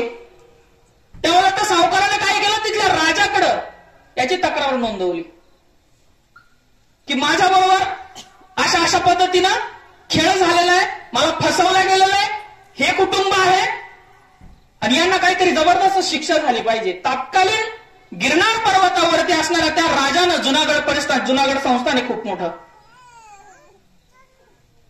त्या राजानं देहदंडाची शिक्षा दिली तिच्या आई वडिलांना पण आणि त्या मुलीला पण. ती स्वीकारली त्यांनी. ठरलं यांना जंगलात देऊन यांची मुंडके उडवायची आणि त्या आई वडिलांना दुसरीकडे आणि मुलीला दुसरीकडे, अशा पद्धतीने ती शिक्षा ठरली. आता मुंडके उडवले जाणार. आणि त्या मुलीला ज्या जंगलाकडे घेऊन चालले होते त्या जंगलाकडे ती रोज गाया चरायला जायची. आणि तिनं त्या 2 माणसांना विचारलं जे तिला शिक्षा देणार होते, माझी शेवटची इच्छा आहे म्हणे. काय? ती पूर्ण करशाल का म्हणे? काय तुझी इच्छा? काही नाही म्हणे, मला त्या बाबांचं दर्शन घेऊन यायचंय. काय म्हटले? काहीच नाही, मला फक्त त्या बाबांचं दर्शन घेऊन यायचंय. त्यांनी सांगितलं आता मरणाराची लहान पोरगी काय करणार, कुठं पळून जाणार आहे. आणि म्हणून ती मुलगी त्या गिरनार पर्वतावरती ते बसलेल्या महाराजांच्या दर्शनाला गेली आणि ते रडत होती. महाराजांना वेगळं वाटलं, अरे बाबा ही पोरगी रोज माझ्यासाठी जेवण घेऊन यायची आणि रडती काय? आता महाराजांना माहित नसणार आहे का? पण महाराजांनी विचारलं काय झालं, म्हणून तिने घडलेला पूर्ण प्रसंग महाराजांना सांगितला. अशा पद्धतीने माझी विक्री झाली होती, माझ्या आई वडिलांनी फक्त परिस्थिती खूप गरिबीची म्हणून मला विकलं आणि आज त्या सावकाराला लक्षात आलं आणि आम्हाला देहदंडाची शिक्षा दिलेली, मृत्यूदंड दिलेला. त्या गिरनार पर्वतावरती असताना महाराजांनी काय केलं, कोणी सांगितलं म्हणे तू मुलगी आहे, तिच्या डोक्यावरती हात ठेवला, तिला काहीच नाही कळालं. बोलव म्हणे, कोणी सांगितलं तुला? म्हणे त्या महाराजांनी, त्या राजाने आणि त्या सावकाराने. तिचे 2 माणसं घेऊन आलेले होते, बोलव म्हणे त्यांना पहिल्यांदा इकडं. त्यांना बघितलं तर ती मुलगी नसून तो मुलगा दिसत होता. त्या माणसांना काय दिसत होता? मुलगा दिसत होता. योग वशिष्ठ नावाची जरती 64 चतुर्श्रेष्ठ योगिनींपैकी विद्या असेल तर हे परिवर्तन करण्याचं सामर्थ्य असतं आणि ते सामर्थ्य हे फक्त अवधूत संन्यासाकडे असतं. आणि मग त्या दोघा जणांना तो मुलगा दिसायला लागला आणि तो निरोप घेऊन ते सगळं कुठे गेले? राजाकडे आणि सावकाराकडे. थांबवा ना, त्यांची शिक्षा थांबवा. ती मुलगी नाही, तो मुलगाच आहे. आणि त्याच्या तपासणीसाठी सगळे गावकरी तिथं आले. आल्यानंतर बघितलं तर अक्षरशः ती मुलगी राहिलेली नव्हती, तो मुलगा झालेला होता.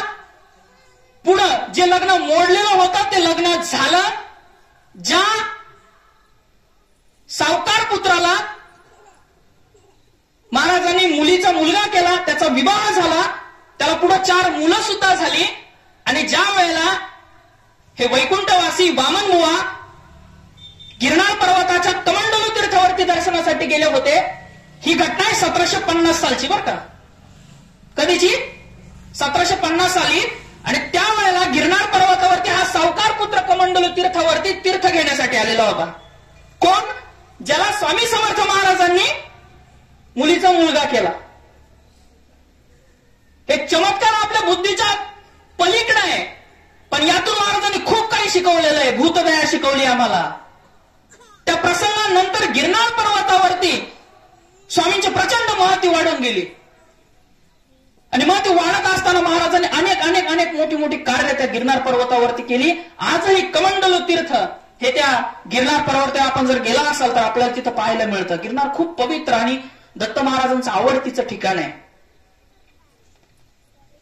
त्या गिरनार पर्वतानंतर महाराजांनी पुढचा प्रवास केला, तो आले रामेश्वर तीर्थावरती. महाराजांनी तीर्थक्षेत्र निवडली, घटना केल्या, लीला दाखवल्या. त्याच्या पाठीमागं प्रत्येक ठिकाणी काही ना काही कारण व्हावं. रामेश्वरच का निवडलं? तर प्रभू रामचंद्रांनी ज्या ज्योतिर्लिंगाची स्थापना केली होती ते ज्योतिर्लिंग म्हणजे रामेश्वराचं ज्योतिर्लिंग. आणि त्यांनी जो काही अधिकार त्या कुटुंबाला देव केला होता तो अधिकारच त्या कुटुंबाकडून काढून घेण्यात आला होता. रामाच्या पिढीमध्ये जी माणसं त्या ज्योतिर्लिंगाची पूजा करायची त्या माणसांना तो अधिकार ठेवलेला नव्हता. रामेश्वरला महाराज गेल्यानंतर पहिल्यांदा त्या माणसांना तो अधिकार प्राप्त करून दिला. त्या ज्योतिर्लिंगाची पूजा कोणी करायची हे सांगितलं. आणि दुसरी महत्वाची घटना, त्याच कालखंडामध्ये तीर्थक्षेत्र भरपूर होते रामेश्वरला. आणि त्या तीर्थक्षेत्रामध्ये फिरत असताना महाराजांनी बघितलं, अरे बाबा प्रचंड लूट चालू झालेली आहे. आणि तिथंच कोटीकूप नावाचं एक तीर्थ आहे. तिथं काय व्हायचं, लोक दर्शनाला आले की त्याच्याकडून पैसे मागितले जायचे. काय पैसे मागितले जायचे, पैसे दिले तरच तिथं दर्शन होईल असं सांगितलं जायचं. आणि ते पैसे मागितल्यामुळे लोकांना इतका त्रास व्हायला लागला की ज्याच्याकडे पैसा नाही त्याला दर्शन नाही, त्या सरोवरावरती तीर्थावरती जाण्याची कोणाला परवानगी सुद्धा नाही. आणि मग त्या कोटीकूप तीर्थावरती महाराज ज्या वेळेला गेले, महाराजांची ती अवधूत अवस्था, अजानुभव हात. आणि तीर्थावरती गेल्यानंतर तिथले जे काही पुजारी होते त्यांनी महाराजांना रोखलं. पैसा द्या म्हणे, या तीर्थावरती आंघोळ करायची पैसे द्यावे लागतील. त्यांना काय माहिती आहे कोण आहे. महाराजांनी त्यांच्याकडे बघितलं वर खाली आणि तीर्थाकडे बघितलं आणि सांगितलं काय, पैसे मागितले होते ना यांनी. आता या तीर्थात स्नान करण्यासारखंच काही नाही राहिलं. महाराज काय बोलले, या तीर्थात स्नान करण्यासारखंच काही राहिलं नाही. आणि महाराज तिथून निघून गेले. महाराज निघून गेले. गोष्ट अशी झाली, पुढच्या 3.5 घटकांमध्ये त्या तीर्थाला एकदम घाणेरडा वास सुटला. त्या साधूंना काही कळे ना, हे जे काही पुजारी होते तिथं पूजा करणारे, हा काय प्रकार घडला. आज तीर्थक्षेत्रावरती काय चालू आहे बाबांनो, मला ते हिस्ट्री तुम्हाला जशी सांगायची ना तसं वर्तमान सांगायचंय. काय वर्तमान तीर्थक्षेत्रांवरती 500 रुपयात VIP तिकीट, 1000 डायरेक्ट देवाच्या जवळ, 2000 दिलं तर अभिषेकासह, 5000 वगैरे दिलं तर डायरेक्ट तिथं राहायला सुद्धा सोय करतील. तीर्थक्षेत्रांचा बाजार कुठंतरी थांबला पाहिजे, हे त्याच्या पाठीमागचं महाराजांचं तुम्हाला शिकवणूक होती. आणि मग तिथून महाराज गेले, त्या तीर्थाला घाणेरडा वास सुटला. कोणी तिथं दर्शनाला येईना आणि दर्शना न आल्यामुळं तिथल्या लोकांना त्यांच्याकडे पैसे अडके यायचं बंद झालं. जो काही व्यवहार चालला होता, जे पैसे मिळत होते ते बंद झाले. आता उदरनिर्वाहाची पंचायत झाली आणि काय करायचं. विचार करा, काय करायचा असा प्रश्न निर्माण झाला. आणि प्रश्न निर्माण झाल्यानंतर आता सगळीकडे शोधून पाहिलं, तो माणूस कुठं सापडेनाच. आणि काय चुकलं या तीर्थ, अनेक बाबा बुवांना सगळ्यांना आणलं, ते तीर्थाचं काय करायचं, पाणी बदलून बघितलं, काय करायचं, काही पर्याय सापडेना. आणि म्हणून शृंगेरी मठामध्ये त्या काळात रामेश्वरला आद्य शंकराचार्य होते. 8व्या शतकातले नाहीये, हे 16व्या शतकातले. शृंगेरी मठामध्ये शंकराचार्य होते आणि त्या ठिकाणी हे लोक गेले. आणि हे गेल्यानंतर यांनी प्रश्न विचारला की असं झालं, सरोवरावरती अगदी घाणेरडा वास त्या ठिकाणी सुटलेला आहे म्हणे. आणि ही घटना अचानक घडली कशी, याचं कारण आम्हाला सापडत नाहीये. त्यावेळेला शंकराचार्यांनी 1-2 मिनिटं ध्यानावस्थेमध्ये गेले आणि विचारलं की काही दिवसापूर्वी तुमच्याकडे एक असा उघडा बाबा आला, ज्याच्या अंगावरती कुठलंही वस्त्र नव्हतं, ज्याचे हात हे गुडघ्याच्या खाली होते, आणि तो दर्शनासाठी तुमच्याकडे आला होता का, आणि तुम्ही त्याच्याकडे पैशाची मागणी केली का? त्याने सांगितलं हो. त्याच्याकडे पैशाची मागणी केली, पण तो बाबाने पैसे नाही दिले, स्नानही नाही केलं, तो निघून गेला. निघताना सांगितलं इथे तीर्थस्थानावरती स्नान करण्यासारखंच काही राहिलं नाही म्हणे. त्यावेळेला त्या शृंगेरी मठामध्ये असणाऱ्या शंकराचार्यांनी सांगितलं, बाबांनो, या भूतलावरती तत्वविष्कारामध्ये 30 व्यक्ती काम करते आणि त्या व्यक्तीला तुम्ही त्या ठिकाणाहून दूर केलेलं आहे म्हणे. आता कोणी या तीर्थाला परत बदलू शकत नाही त्यांच्या विना. काय करायला लागेल? काहीच करू नका म्हणे. नम्रपणानं तुम्ही त्यांची माफी मागा. जर त्यांना वाटलं तर त्या तीर्थाचं पुनरुज्जीकरण होईल. पण आता शोधायचं कुठं? महाराज एक घटिका थांबत नव्हती एका जागेवरती. त्या रामेश्वरमध्ये कुठे शोधायचं? 8 दिवस गेले, 10 दिवस गेले, हे माणसं रडकुंडे आले अक्षरशः. आणि महाराज अचानक एक दिवस त्या तीर्थाच्या कडेवरती बसलेले दिसले. सगळी माणसं त्यांच्या जवळ गेले. आणि गेल्यानंतर महाराजांचे पहिले उद्गार होते की शृंगेरी मठामध्ये जगद्गुरूंनी तुम्हाला काय संदेश दिला? काय म्हटले महाराज? शृंगेरीच्या मठामध्ये तोपर्यंत यांचा संवाद झाला का? अजिबात नाही. पण महाराजांनी काय सांगितलं? शृंगेरीच्या मठामध्ये जगद्गुरूंनी तुम्हाला काय संदेश दिला? आणि त्यावेळेला घडलेली घटना समजली, महाराजांची माफी मागितली, महाराजांच्या चरणावरती अभिषेक केला आणि ते तीर्थ त्या सरोवरामध्ये टाकलं. आणि त्या सरोवराला पुन्हा नवसंजीवनी प्राप्त झाली आणि पहिल्यापेक्षाही जास्त सुगंधित ते सरोवर झालेलं आहे. आजही तुम्ही कधी रामेश्वरला गेले तर नारायण सरोवर आणि कुटीकोप तीर्थ हे खूप प्रसिद्ध आहे. बाबांनो, सांगण्याचं तात्पर्य एवढंच आहे की ज्या काही तीर्थक्षेत्रावरती आपण जातो तिथे जर अशा पद्धतीनं बाजार चालू असेल तर तो कुठेतरी थांबण्यासाठी या परंपरा झटत आलेल्या आहे. मग ज्ञानेश्वर माऊलींनी हेमाळ पंथांकडून चतुर्वर्ग चिंतामणी नावाचा ग्रंथ बंद करणं असू द्या, किंवा तीर्थक्षेत्रावरती स्वामी महाराजांनी ही लोकांची बंद केलेली लूट असू द्या, हे सारखं आहे, हे समजून घ्या. आणि हे आपल्याला कुठंतरी थांबवायचंय. भविष्याच्या काळात धर्माला जी ग्लानी येणार आहे ना, ती अशीच येत चालणार आहे. प्रचंड पाप करायचे आणि देवधर्माला येऊन दान करायचं. 50 लाख, 1 कोटी, आणि तिकडे सगळे 2 नंबरचे धंदे. देवानी गॉगल घातलेला नाहीये. आपल्याला तरी लागतो लांबचा जवळचा दिसत फरक पडतो आहे का नाही? त्यांनी नाही घातलेला. लांबचं दिसत नाही, जवळचं दिसत नाही. प्रत्येक वर्म महाराज तुमचं जाणतात. इथं जोनी कोणी 1 रुपया दान केलेला आहे ना, तो महाराजांच्या इच्छेने आलेला आहे बरं का. 1 रुपया म्हणतोय मी, फार विचारपूर्वक बोलतोय. तुम्ही दिला तो तुमच्या हाताने आला, पण तिथं महाराजांची इच्छा आहे. आणि मग त्या तीर्थावरती ते सगळं झाल्यानंतर तीर्थांचं पुनरुज्जीकरण झालं आणि तिथं शिवकांची आणि विष्णुकांची हा प्रचंड मोठा भेद होता. काय होता? शिवकांची आणि विष्णुकांची म्हणजे काय? शिवांचे भक्त आणि विष्णूंचे भक्त यांच्यामध्ये प्रचंड संघर्ष होता 16व्या शतकामध्ये. मग विष्णूंचे भक्त हे फक्त विष्णूंनाच मानायचे, शिवांचे भक्त हे फक्त शिवांनाच मानायचे. आणि त्याच्यावरून प्रचंड वाद पेटला. महाराजांनी एक दिवस ह्या विष्णुकांची आणि शिवकांची समूहाला समोर घेतला आणि विष्णुमय हा वैष्णवांचा धर्म, भेदाभेद भ्रम अमंगळ हे समजून सांगितलं. विष्णू आणि शिव हे काही वेगळं नाहीये. आणि मग पुन्हा त्या ठिकाणी महाराजांनी एक नवीन मठ स्थापन केला आणि तिथून पुन्हा त्या लोकांचे जे काही भेदाभेद तयार झाले होते ते संपवले. पुढे महाराजांनी मंगळवेढा इकडे प्रस्थान केलं. कुठे आले महाराज? मंगळवेढाला आले. बघा, मंगळवेढाला येण्याच्या अगोदर राजूर म्हणून एक गाव पडतं आणि साधारणपणे 1780 ते 1800 या शतकाच्या कालखंडाच्या आसपास, निश्चितपणे त्यांनी अशी तारीख लिहिलेली नाहीये पण कालखंड लिहिलेला आहे, 1750 ते 1800च्या दरम्यान ज्यावेळेला राजूर या ठिकाणी महाराज आले आणि तिने तिथं मठाची स्थापना केली, तर स्वामी समर्थ महाराजांचा प्रचंड लोभ वाढला. लोक त्यांच्याकडे प्रचंड जायला लागले आणि तिथं जुने वारकरी लोक होते. वारकरी लोक असे होते की त्यांना आता प्रश्न पडायला लागला, अरे सगळे लोक त्या स्वामी समर्थ महाराजांकडे जातात, त्या उघड्या बाबाकडे जातात, इकडं हरिपाठाला कोणी येईनात.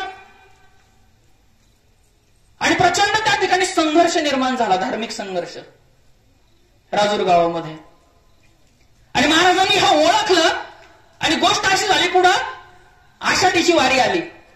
बघा बरं का, बारकाई नाही का, आषाढीची वारी आली आणि त्या वारीला त्या ठिकाणी राजूर गावातले जे काही जुने वारकरी होते ते वारीला गेले.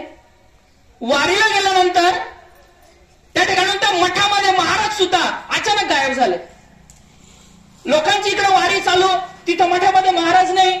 जे लोक महाराजांना मानायचे त्यांना प्रश्न पडला, अरे महाराज गेले कुठं, काही समजायला तयार होईना.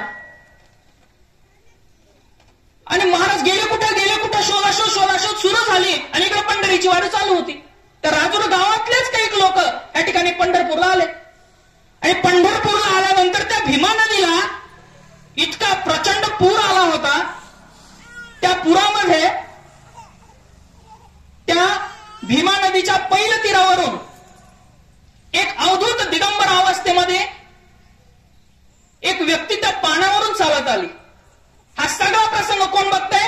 लाखो जनसमुदाय तिथं जो काही पंढरपुरात जमलेला होता हा बघतोय की त्या पैल तीरावरून ऐल तीरावरती एक अवधूत माणूस पाण्यावरून चालत आला आणि चालत आल्यानंतर त्याच्या पायामध्ये खडावं होत्या.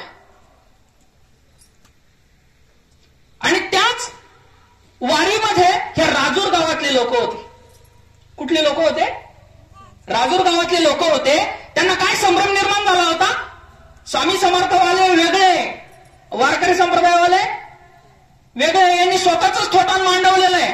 पण गोष्ट अशी झाली, महाराज जसे त्या पुरावरून चालत आले आणि पुरावरून चालत आल्यानंतर जे काही वारकरी होते त्यांना महाराज हे पांडुरंग दिसत होते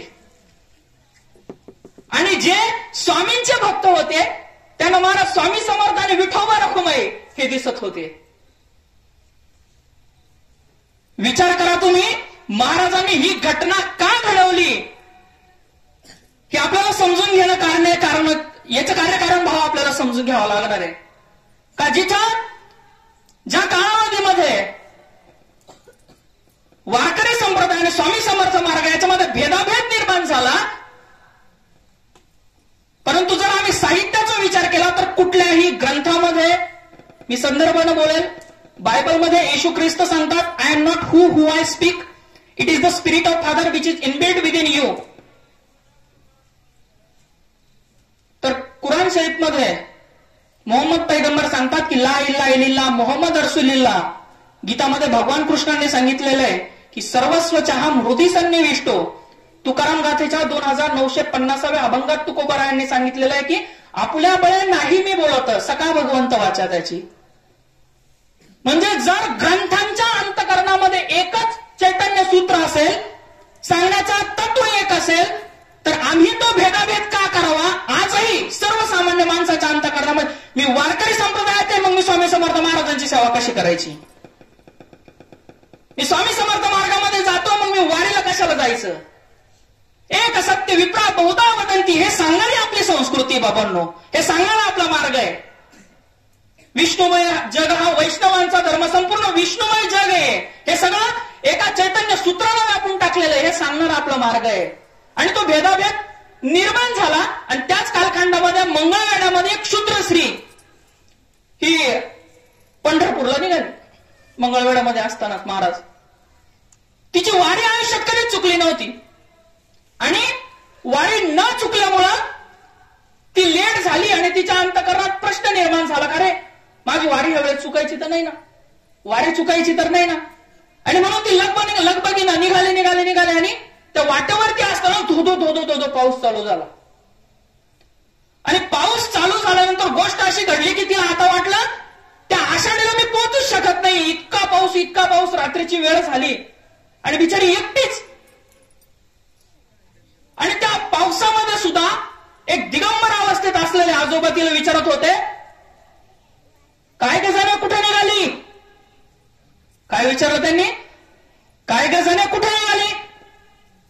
म्हणे बाबा त्या पांडुरंगाची वारी आषाढीची, तिला जायचंय दर्शनाला. आणि एवढा पाऊस आणि तू कशी जाणार म्हणे आता? काय त्याला जे करायचं तेच करून घेईल म्हणे, तो आता जर माझ्या नशिबात नसेल तर मी काय करू? आणि म्हणून त्या जनाबाईला महाराजांनी सांगितलं, तू पांडुरंगाचं दर्शनच घ्यायचंय ना म्हणे. हो म्हणे बाबा दर्शनालाच जायचंय म्हणे मला. मग डोळे झाक. आणि तिने डोळे झाकले आणि डोळे झाकल्यानंतर गोष्ट अशी घडली की महाराजांनी त्या जनेला क्षणार्धात सांगितलं, जने डोळे उघड म्हणे. आणि जनाबाईने त्या क्षणार्धानंतर जे डोळे उघडले, ते डोळे उघडल्यानंतर स्वामी समर्थ महाराजांच्या जागेवरती त्या ठिकाणी पांडुरंग परमात्मा त्या जनाबाईला दिसायला लागला. तो पांडुरंग परमात्मा हेच की बाबांनो, भेदाभेद हे लोक तयार करत असतात. संप्रदायातलं मूळ तत्व हे भेदाभेद कधीच निर्माण करत नाही. आणि आजपर्यंत केंद्रामधून हे कधीही सांगितलेलं नाहीये की तुम्ही ह्या मार्गात जाऊ नका, त्या मार्गात जाऊ नका, याची सेवा करू नका, त्याची सेवा करू नका. ना मोरेदादांनी सांगितलं, ना माऊलींनी सांगितलं, ना भाऊंनी आजपर्यंत सांगितलेलं आहे. तुम्हाला जो आवडेल, जसं आवडेल, जिथं आवडेल तिथं सेवा करा. हे हजारो मार्ग निर्माण झाले नाही, तुमच्यासाठी निर्माण झालेले बाबांनो, ज्याला जो आवडेल त्या पद्धतीनं. कारण सर्वात शेवटी जर काही येत असेल तर ती परमेश्वराची सेवाच येते. आणि मग पुढे त्या मंगळवेढ्यामध्ये असतानाच अनेक शिष्य महाराजांनी घडवले आणि घडवल्यानंतरच पुढे कृष्णभट कापशीकर म्हणून एक व्यक्ती सद्ग्रस्त महाराजांना भेटले त्याच मंगळवेढ्यामध्ये असताना. कोण? कृष्णभट कापशीकर. अत्यंत सदाचारी माणूस, परिस्थितीनं गरीब. आणि त्या मंगळवेढ्यामध्ये महाराज असताना त्याला असं सातत्यानं वाटायचं की ही व्यक्ती एक दिवस आपल्या घरी आली पाहिजे. आपल्याला वाटत असतं ना की भाऊ कधीतरी चुकून आपल्या घरी आले पाहिजे. समाजामध्ये सत्कृत्य करणाऱ्या माणसाची संगत ही प्रत्येकाला लोभनीय असते. काय? समाजामध्ये सत्कृत्य करणारी माणसांची संगत ही प्रत्येकाला लोभनीय असते. आणि मग त्या माणसाला वाटलं, कोणाला? कृष्णभट कापशीकरांना, की हे महाराजांना एक दिवस आपल्या घरी आले पाहिजे. आणि त्याला ते कधी महाराजांना बोलून दाखवले, पण तो जिथं महाराजांचा सत्संग व्हायचा तिथं जायचा आणि बसायचा. एक दिवस महाराजांनी त्या कृष्णभट कापशीकराला सांगितलं, एक दिवस मी तुझ्या घरी येणार आहे म्हणे. काय सांगितलं? एक दिवस मी तुझ्या घरी येणार आहे. आता जर तुम्हाला सांगितलं मी एक दिवस तुमच्या घरी येणार आहे, हे एक दिवसाला काही लिमिट आहे का? असं नाही सांगितलं ना उद्या सकाळी येणार आहे, परवा येणार आहे. तो कृष्णभट कापशीकर काय करायचा? रोज घरात तयारी करून ठेवायचा, माझ्या घरी महाराज येणार. रोज तयारी करून ठेवायचा. पण महाराज काय गेले नाही. आणि एक दिवस सकाळी सकाळी गोष्ट अशी घडली, अचानक महाराज त्या मंगळवेढ्यातल्या दत्त मंदिरातून उठून डायरेक्ट शेज आरतीच्या अगोदरच कुठे गेले? कृष्णभट कापशीकरांच्या घरी गेले. आणि घरी गेल्यानंतर गोष्ट अशी घडली की महाराजांनी तिथे गेल्यानंतर पहिल्यांदा मागितलं की माझा आज उपवास आहे म्हणे, मला फराळ पाहिजे. काय मागितलं? माझा आज उपवास आहे, मला फराळ पाहिजे. कृष्णभट कापशीकर अत्यंत गरीब माणूस, त्याच्या घरात खरोखर फराळ नव्हतं, काही नव्हतं. आणि त्या स्त्रीला अत्यंत वाईट वाटलं, का रे जी इच्छा ज्या माणसाच्या आपल्या अंतःकरणामध्ये इतक्या दिवसापासून आहे, तो माणूस आपल्या घरी मध्ये सकाळी सकाळी आला आणि त्याला देण्यासाठी आपल्याकडे फराळ असू नये. लई वाईट वाटलं तिला, ती मनोमन रडली बिचारी. मग महाराजच म्हणले, अरे नसल फराळ नसू दे, दूध तरी आण. काय म्हटले महाराज? नसल फराळ नसू दे, दूध तरी आण. त्यावेळेला कृष्णभट कापशीकरांना प्रश्न पडला आता दूध कुठून आणायचं. त्यांनी सांगितलं पत्नीला की जाय म्हणे गावातून आणि एखाद्याकडे माग दिलं कोणी ये घेऊन. म्हणून ती बाई पटकन निघाली, दारोदार फिरली, पण कुणीच दूध दिलं नाही. ती तशीच परत आली. आणि परत आल्यानंतर आता त्या दोनही दाम्पत्याला आता विचार करा, महाराज तुमच्या घरी आलेले आणि तुमची अशी अवस्था असेल तर त्यांच्या अंतःकरणाची कसे असेल. तिला अत्यंत वाईट वाटलं आणि त्यांनी दोघंही दाम्पत्यांनी महाराजांना विनंती केली की महाराज आमच्याकडे अक्षरशः दूध सुद्धा नाहीये. काय म्हटले ते, महाराज आमच्याकडे अक्षरशः दूध सुद्धा नाहीये. त्याला त्या दिगंबर अवस्थेमध्ये असणारे महाराज म्हणाले, अरे ज्याच्या घरामध्ये दुधाची खाण आहे तो माणूस असं कसं बोलू शकतो. त्या दोनही पुरुषांना असं वाटायला लागलं महाराज आमची चेष्टा करू राहिले. बरोबर आहे का नाही. ज्याच्या घरामध्ये काहीच नाहीये, खायला अन्न नाहीये, दूध नाहीये, आणि तिथं महाराज काय म्हणताय, ज्याच्या घरामध्ये दुधाची खाण आहे त्याला दूध आणायला जायची, बाहेर काय जायची गरज आहे. आणि महाराजांनी हात केला, अरे ती काय गाय म्हणे तुझी. त्यावेळेला त्या कृष्णभट कापशीकरांनी आणि तिथं त्याच्या पत्नीनं सांगितलं, महाराज ही गाय मागच्या 10 वर्षापासून वांज आहे, तिला दूधच येत नाही म्हणे. आणि हा प्रसंग घडत असताना मंगळवाड्यातली अनेक लोक त्या गल्लीतली जमा झाली आणि महाराजांनी सांगितलं, अरे तुम्ही वेडे आहे म्हणे, तुमच्या घरात दुधाची धार असताना तुम्हाला जगात लोकांकडे मागण्याची काय गरज आहे. आणि उठले महाराज, तडकन तडतड तडतड तड चालत गेले.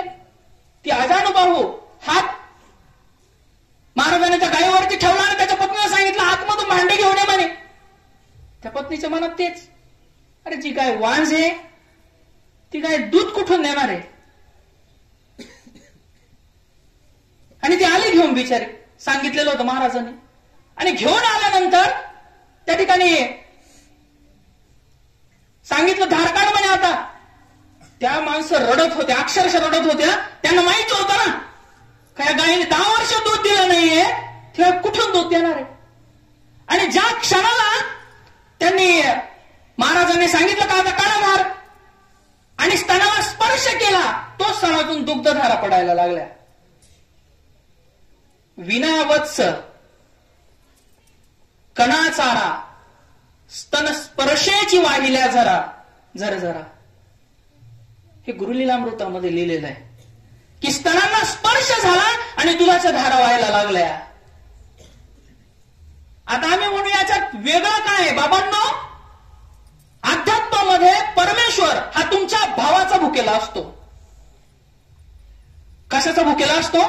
एखाद्या माणसाची आध्यात्मिक प्रगती कशी ओळखायची ना, तर तुकोबराय सांगतात की शुद्ध ज्याचा भाव झाला दुरी नाही देव त्याला. काय सांगतात तुकोबराय, शुद्ध ज्याचा भाव झाला दुरी नाही देव त्याला. अध्यात्म एखाद्या माणसाची प्रगती कशी ओळखायची म्हणजे त्याच्या डांगावरती माझ्यासारखे पांढरे कपडे घातले म्हणजे त्याची प्रगती झाली आणि एखाद्याने काळा घातलं म्हणून त्याची नाही झाली, असं अजिबात नाही. सामान्यातल्या सामान्य माणसाजवळ बसल्यानंतर आपण किती आदरपूर्वक त्याच्याशी वागतो, तुमच्या जगण्यातली डाऊन टू अर्थ असणारी जी काही प्रक्रिया आहे ही किती सक्रिय आहे, यावरनं अध्यात्मामध्ये तुम्ही किती प्रगत आहे याचं ते लक्षण आहे. जर अध्यात्मामध्ये उच्च कोटीचा माणूस सर्वसामान्य माणसाच्या शेजारी बसल्यानंतर त्या सर्वसामान्य माणसाला जर आपल्याला परकेपणाचा कुठले आविर्भाव जाणवत नसेल तर समजून चालायचं की त्या माणसाच्या अध्यात्मात खूप प्रगती आहे. जर आपला सहवास इतरांना त्रासदायक असेल, क्लिष्ट असेल, याला टोचून बोल त्याला टोचून बोल असा असेल तर आपण अध्यात्मात कुठं चाललोय हे विचार करण्याचा भाग आहे बरं का. त्या कृष्ण कापशीकरांचाच नैवेद्य खाण्यासाठी महाराज आले, त्याच्याकडे काहीच नव्हतं ना, त्याच्याच घरी का गेली तर पंचपक्वान्न तयार हो. पण शुद्ध ज्याचा भाव झाला दुरी नाही देवतेला. कोण कहते है भगवान खाते नाही. खातो महाराज नैवेद्य, खातात महाराज नैवेद्य, पण कधी तुम्ही अंतःकरणापासून किती कळकळीनं महाराजांना विनंती करतात. आजही या 21व्या शतकामध्ये अनेक घरांमध्ये महाराजांनी नैवेद्य ग्रहण केल्याचे अनुभव आहे. अनेक घरामध्ये रक्षाबंधनाच्या दिवशी महाराजांच्या फोटोला राख्या लटकल्याचे अनुभव आहे. आणि मग त्या कृष्ण भटांच्या त्या प्रसंगानंतर महाराजांच्या या लीलेच्या पाठीमागे महाराजांनी सांगितलं, बाबा ना अध्यात्म करायचंय ना, फार जप तप तीर्थयात्रा पर्यटन करण्याची गरज नाहीये. फक्त शुद्ध अंतःकरणानं माझी सेवा करीत जा, नामस्मरण घेत जा. अनन्य चिंतयंतो मामे जना पर्युपासते तेषा नित्याभियुक्तानां योगक्षेमं वहाम्यहम्. जो माझा भक्त अनन्य भावाने मला जर शरण आला ना, त्याचं दैन्य दुःख दूर करण्याची जबाबदारी ही माझी आहे. ही महाराजांनी दिलेलं अभिवचन आहे. आणि मग त्या हजारो लोकांचा जो काही जनसमुदाय निर्माण जमलेला होता, यांनी एकच आरोळी उठवली, स्वामी समर्थ महाराज की जय. आणि त्या मंगळवेढ्यामधून महाराज पुढे जायला निघाले. आणि तिथं बाबाजी भट नावाची व्यक्ती राहते. एक फक्त 10 मिनिटं आपण इथून पुढे बोलणार आहे,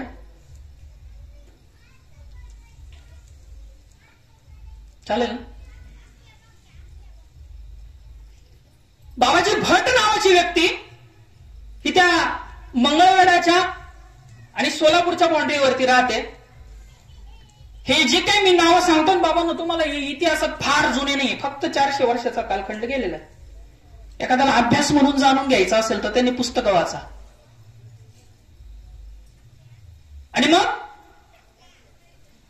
तर बाबाजी भट हे सद्ग्रस्त सोलापूरला जात असताना महाराज उन्हाचे दिवस चाललेले. महाराज जिथं गेले ना, तिथं काहीतरी कार्यकारण भाव होता, काहीतरी महाराजांना काम करायचं होतं आणि म्हणून महाराज तिथे गेलेले बरं का. महाराज उगाचच कुणाचं तोंड सुद्धा पाहत नव्हते. विनाकारण मी अगोदरच सांगितलं, अवधूत संन्यासी कारणिक कामाव्यतिरिक्त कुठेही एक घटिका वाया घालवत नाही.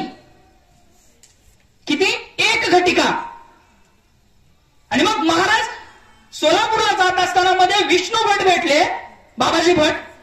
आणि ते बाबाजी भट भेटल्यानंतर त्या उन्हातानातून महाराज अचानक त्याच्या घरी आले आणि त्याला सांगितलं, मला गार पाणी आण. सोलापूरला जात असताना आजही मंगळवेढा जवळ या बाबाजी भटांच्या पुढच्या पिढ्या जिवंत आहे. त्या ठिकाणी गेले आणि सांगितलं, मला पाणी आण. त्या अख्ख्या परिसरामध्ये मागच्या 2 वर्षापासून इतका प्रचंड दुष्काळ पडला होता की पाणी आणण्यासाठी मैलोनं मैल जावं लागायचं. आणि मैलोनं मैल जावं लागत असल्या कारणानं गोष्ट अशी घडली की त्यानं सांगितलं, माझ्या घरात पाण्याचा थेंब सुद्धा नाहीये. पाणी आणायला जर मी आत्ता गेलो तर मला येण्यासाठी कमीत कमी 4 वाजतील. किती? 4 वाजतील. महाराजांनी सांगितलं, नाही नाही, मला आत्ताच पाणी प्यायचंय. महाराजांची बोलण्याची पद्धत सुद्धा ही निराळी होती. महाराज सर्वसामान्य माणसं जसं आपण बोलतो ना, तसं नव्हते बोलत. कधी ते एखाद्या बालकाप्रमाणे अचानक वेड्यासारखं वागायला लागायचे, तर कधी अचानकच एखाद्या ब्रह्मचैतन्य ब्रह्मनिष्ठ महाराजांसारखं बोलायला लागायचे. मला आत्ताच पाणी पाहिजे. काय सांगितलं महाराजांनी? मला आत्ताच पाणी पाहिजे. अरे हे महाराज आले आणि ते पाणी मागू राहिले, याच्याकडे पाणी नाही म्हणून गावातले लय लोक जमा झाले तिथं. कारण 7-7.5 फूट उंचीचा तो देह, अत्यंत तेजस्वी काया, त्यांच्या त्या आविर्भावामध्ये त्यांच्या आसपास जेवढे लोक यायचे ना, त्यांचं अंतःकरण पवित्र होऊन जायचं. त्यांना स्वामी सोडून दुसरं काही सुचत नव्हतं. ही त्या शक्तीची ताकद होती. आणि मग त्या समोर बसले आणि समोर बसल्यानंतर सांगितलं, मला पाणी पाहिजे. त्यावेळेला त्याने सांगितलं, माझ्याकडे पाणी तर नाहीये. अरे तुझ्या घरामध्ये विहीर आहे म्हणे, तिला पाणी नाहीये. त्याने सांगितलं, ही विहीर 100 वर्ष जुनी आहे म्हणे. किती? 100 वर्ष जुनी विहीर आहे. त्या विहिरीला मागच्या 50 ते 60 वर्षापासून मी पाणी पाहिलेलं नाही म्हणे. आणि तुम्ही काय सांगू राहिले? तुझ्या घरात विहीर तिथून पाणी काढ. ते बाकीचे लोक जी जमलेले होते ना, ते हसायला लागले. बाबा काय सांगू राहिला. आणि मग त्या बाबाजी भटांना महाराजांनी सांगितलं, तुला नाही काढता येत ना, आण बादली म्हणे. काय सांगितलं? आण बादली. बादली आणि सरट घेतलं आणि महाराज त्या विहिरीवरती गेले. आणि विहिरीवरती गेल्यानंतर ज्या विहिरीमधून मागच्या 100 वर्षामध्ये पाणी निघालेलं नव्हतं, जशी महाराजांनी बादली खाली सोडली तशी ती बादली डायरेक्ट भरून वरती आली आणि ती विहीर पूर्ण पाण्याने भरून गेली. आता प्रश्न हा बुद्धीला पडतो की महाराज हे सगळे चमत्कार का आणि कशासाठी करत होते. तर प्रत्येक प्रसंगामाग एकतर भूतदया दडलेली होती, एकतर धर्माची स्थापना करणं दडलेलं होतं, एकतर मानवी आविष्कारामध्ये अध्यात्माचे विचार प्रस्फुटित करणं गरजेचं होतं, किंवा एखाद्या भक्ताला अनुभव देणं, त्याची इच्छा पूर्ण करणं हे त्या कारणिक आविष्काराचं मोठं ध्येय होतं. आणि मग तिथं ते पाणी त्या विहिरीतलं महाराज पिले. आजही सोलापूरला जात असताना बाबाजी भटांच्या विहिरीला महाराज कधी होते? 1700 ते 1800 शतकाच्या दरम्यान. आणि आजही किती वर्ष झाले? 2000 किती चालू आहे आता? 24. आणि ते साधारण 1800 किती झाले? पोरं कुठे लिहितं? हिशोब करा बरं. 1800 ते 2024. आता बरी गंमत आहे का? हा, तुम्ही कधी जर अक्कलकोटला दर्शनाला जात असले किंवा सोलापूरला जात असले तर तिथं बाबाजी भटांचा आजही घर आहे, ज्या घरामध्ये स्वामी महाराजांनी हाताने पाणी ओढलं, त्या विहिरीला ते पाणी लागलेलं आहे. त्या विहिरीला हयात आजपर्यंत पाणी कधी आटलेलं नाही. आणि पुढे महाराज त्या सोलापूरला गेले. आणि सोलापूरला गेल्यानंतर त्या ठिकाणी गोष्ट अशी घडली की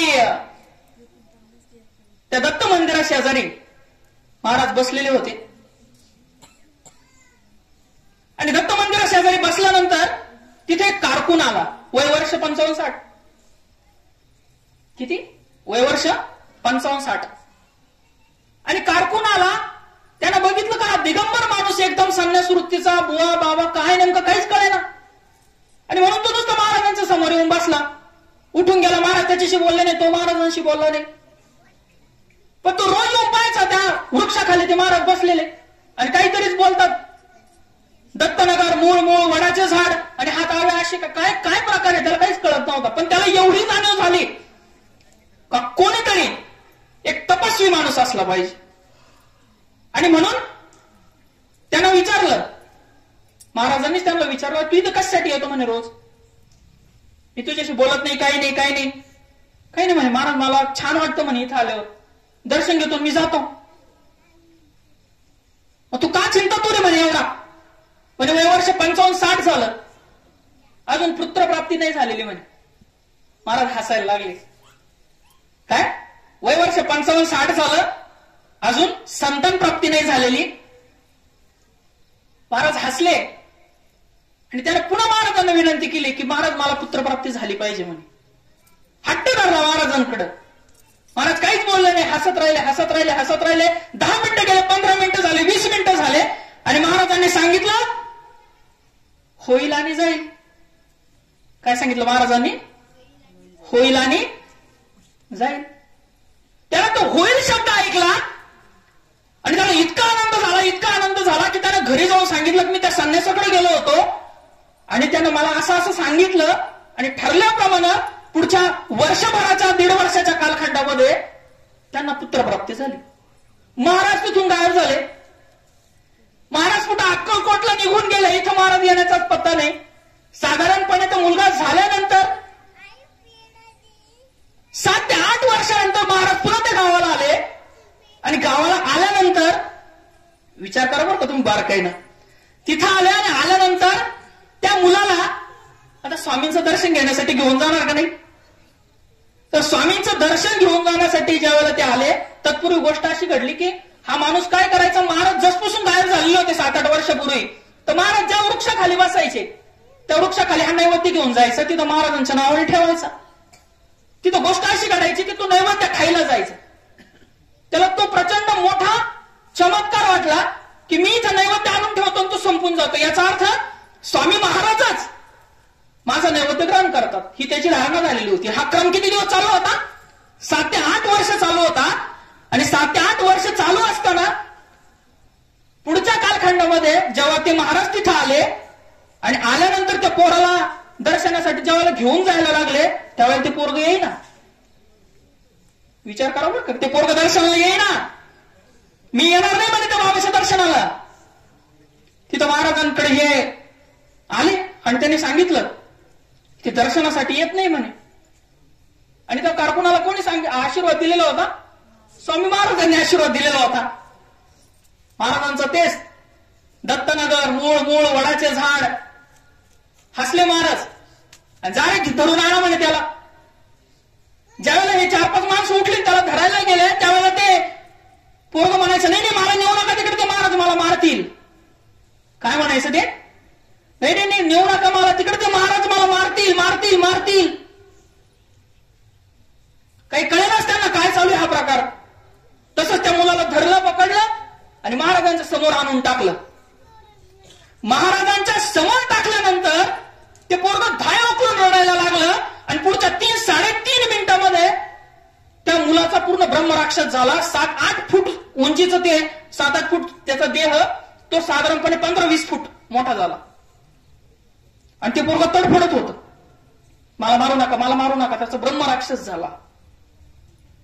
पुढच्या 4-5 मिनिटांमध्ये महाराजांचं दर्शन झालं आणि ते पोरगं मेलं. त्यावेळेला महाराज त्याला म्हणाले होते काय? होईल आणि जाईल. तुझा अट्टहास केला नसता माझ्याकडं तर तुला संतान प्राप्तीच नव्हती. तू जो नैवेद्य माझ्यासाठी घेऊन येत होता, त्या झाडाजवळ ठेवीत होता, तो नैवेद्य हे ब्रह्मराक्षस खात होतं, मी नव्हतो खात. पूर्वजन्मीचे ऋणानुबंध होते आणि म्हणून ह्या जन्मामध्ये पूर्व प्रारब्धानुसार तुला संतान प्राप्ती नव्हती. पण तू अत्यंत अट्टहास माझ्याकडे केला आणि म्हणून मला ते तुला द्यावं लागलं. आणि तो प्रसंग घडला आणि घडल्यानंतर आता हे काय करायचं ते कोणी त्या एवढा मोठ्या देवाला हात लावी ना. म्हणून महाराजांनी काहीच नाही केलं, फक्त त्यांच्या जवळ जी रक्षा होती ती त्याच्या अंगावरती टाकली. पुन्हा त्याला ते बाल्य रूप प्राप्त झालं आणि नंतर त्या बाल्य आविष्कारामध्ये त्याचा अंत्यसंस्कार झाला. पुढे 60व्या वर्षी सुद्धा महाराजांनी स्वतः सांगितलं की तुला आता इथून पुढच्या 2 वर्षानंतर पुन्हा संतान प्राप्ती होईल. प्रारब्ध बदललं, घटिका बदलली आणि महाराजांनी पुन्हा आशीर्वाद दिला काय? तुला मुलं होतील. पुढे ठरल्याप्रमाणे त्याला 62व्या वर्षी 2 मुलं झाली आणि 2 मुलं झाल्यानंतर महाराज अक्कलकोटला असताना ही 2ही मुलं त्या ठिकाणी स्वामी महाराजांची सेवा हयात महाराज जाईपर्यंत करत होती. सांगण्यासारखं बोलण्यासारखं खूप काही आहे. मागच्या जवळजवळ 1-1.25 तासापासून आपण बोलतोय. ह्या लीला ऐकावं आणि ऐकावंच वाटत राहतात. स्वामी महाराजांनी केलेले चमत्कार हे फार सुंदर आणि विलोभनीय आहे. बाबांना पण तुम्ही प्रत्येक घटनेच्या पाठीमागे जर बघितलं तर धर्म, अर्थ, काम आणि मोक्ष या प्राप्तीचेच मार्ग महाराजांनी सांगितलेले. ज्या माणसाला हे 4ही पुरुषार्थ प्राप्त होतात तोच माणूस मोक्षाचा अधिकारी बनू शकतो. महाराजांच्या लीला फक्त ऐकून सोडून देऊ नका. महाराजांनी जे सांगितलं ते आत्मसात करा. का ते चमत्कार करावे लागत होते? कारण चमत्काराशिवाय नमस्कार त्या ठिकाणी करणार कोणीच राहिलेलं नव्हतं त्या कालखंडात.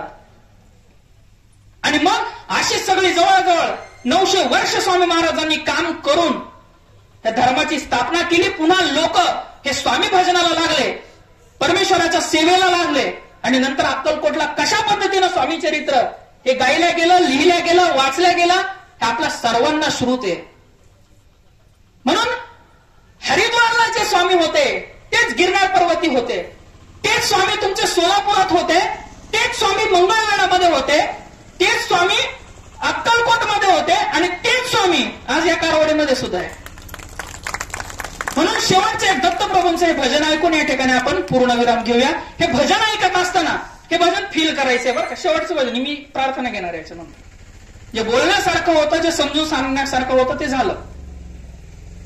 हे भजन ऐकत असताना डोळे बंद करायचे आणि ते जे काही भजन चालेल ना त्या भजनामध्ये ते दत्तप्रभू आपल्या आसपास आहे आणि ते कुठे कुठे असतात याचा आपल्याला आनंद घ्यायचा. नंतर आपण प्रार्थना घेऊ. डोळे मिटायचे आणि हळूहळू टाळ्या वाजवायच्या. मोठ्याने वाजलं तरी चालतं. जगत अवधूत चिंतन की थंडी वाजलेली पूर्ण, अजिबात आवाज निघत नाही. पण हेच ते दत्तप्रभू ज्यांनी त्या त्या वेगवेगळ्या कालखंडामध्ये काम केलं आणि तेच काम स्वामी महाराज आज करतायत. सांगण्यासारखं, बोलण्यासारखं. हा गुरुलीलामृत प्रचंड मोठा ग्रंथ आहे आणि याच्यावरती अजून साधारण पुढचे 3-3.5 तास मी बोलू शकतो. पण बोलणार नाही, काळजी करू नका. सांगण्यासारखं खूप आहे त्याच्यामध्ये, पण आपण पुढे कधी वेळ मिळाला तर निश्चित समजून घेऊ.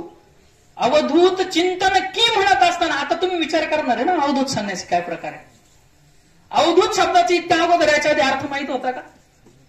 अवधूत संन्यासी काय प्रकार असतो, किंवा स्वामी महाराजांच्या हातामध्ये कुठलं कमंडलू नाहीये, त्रिशूल नाहीये, कस का नाहीये, कारण माहित होते का?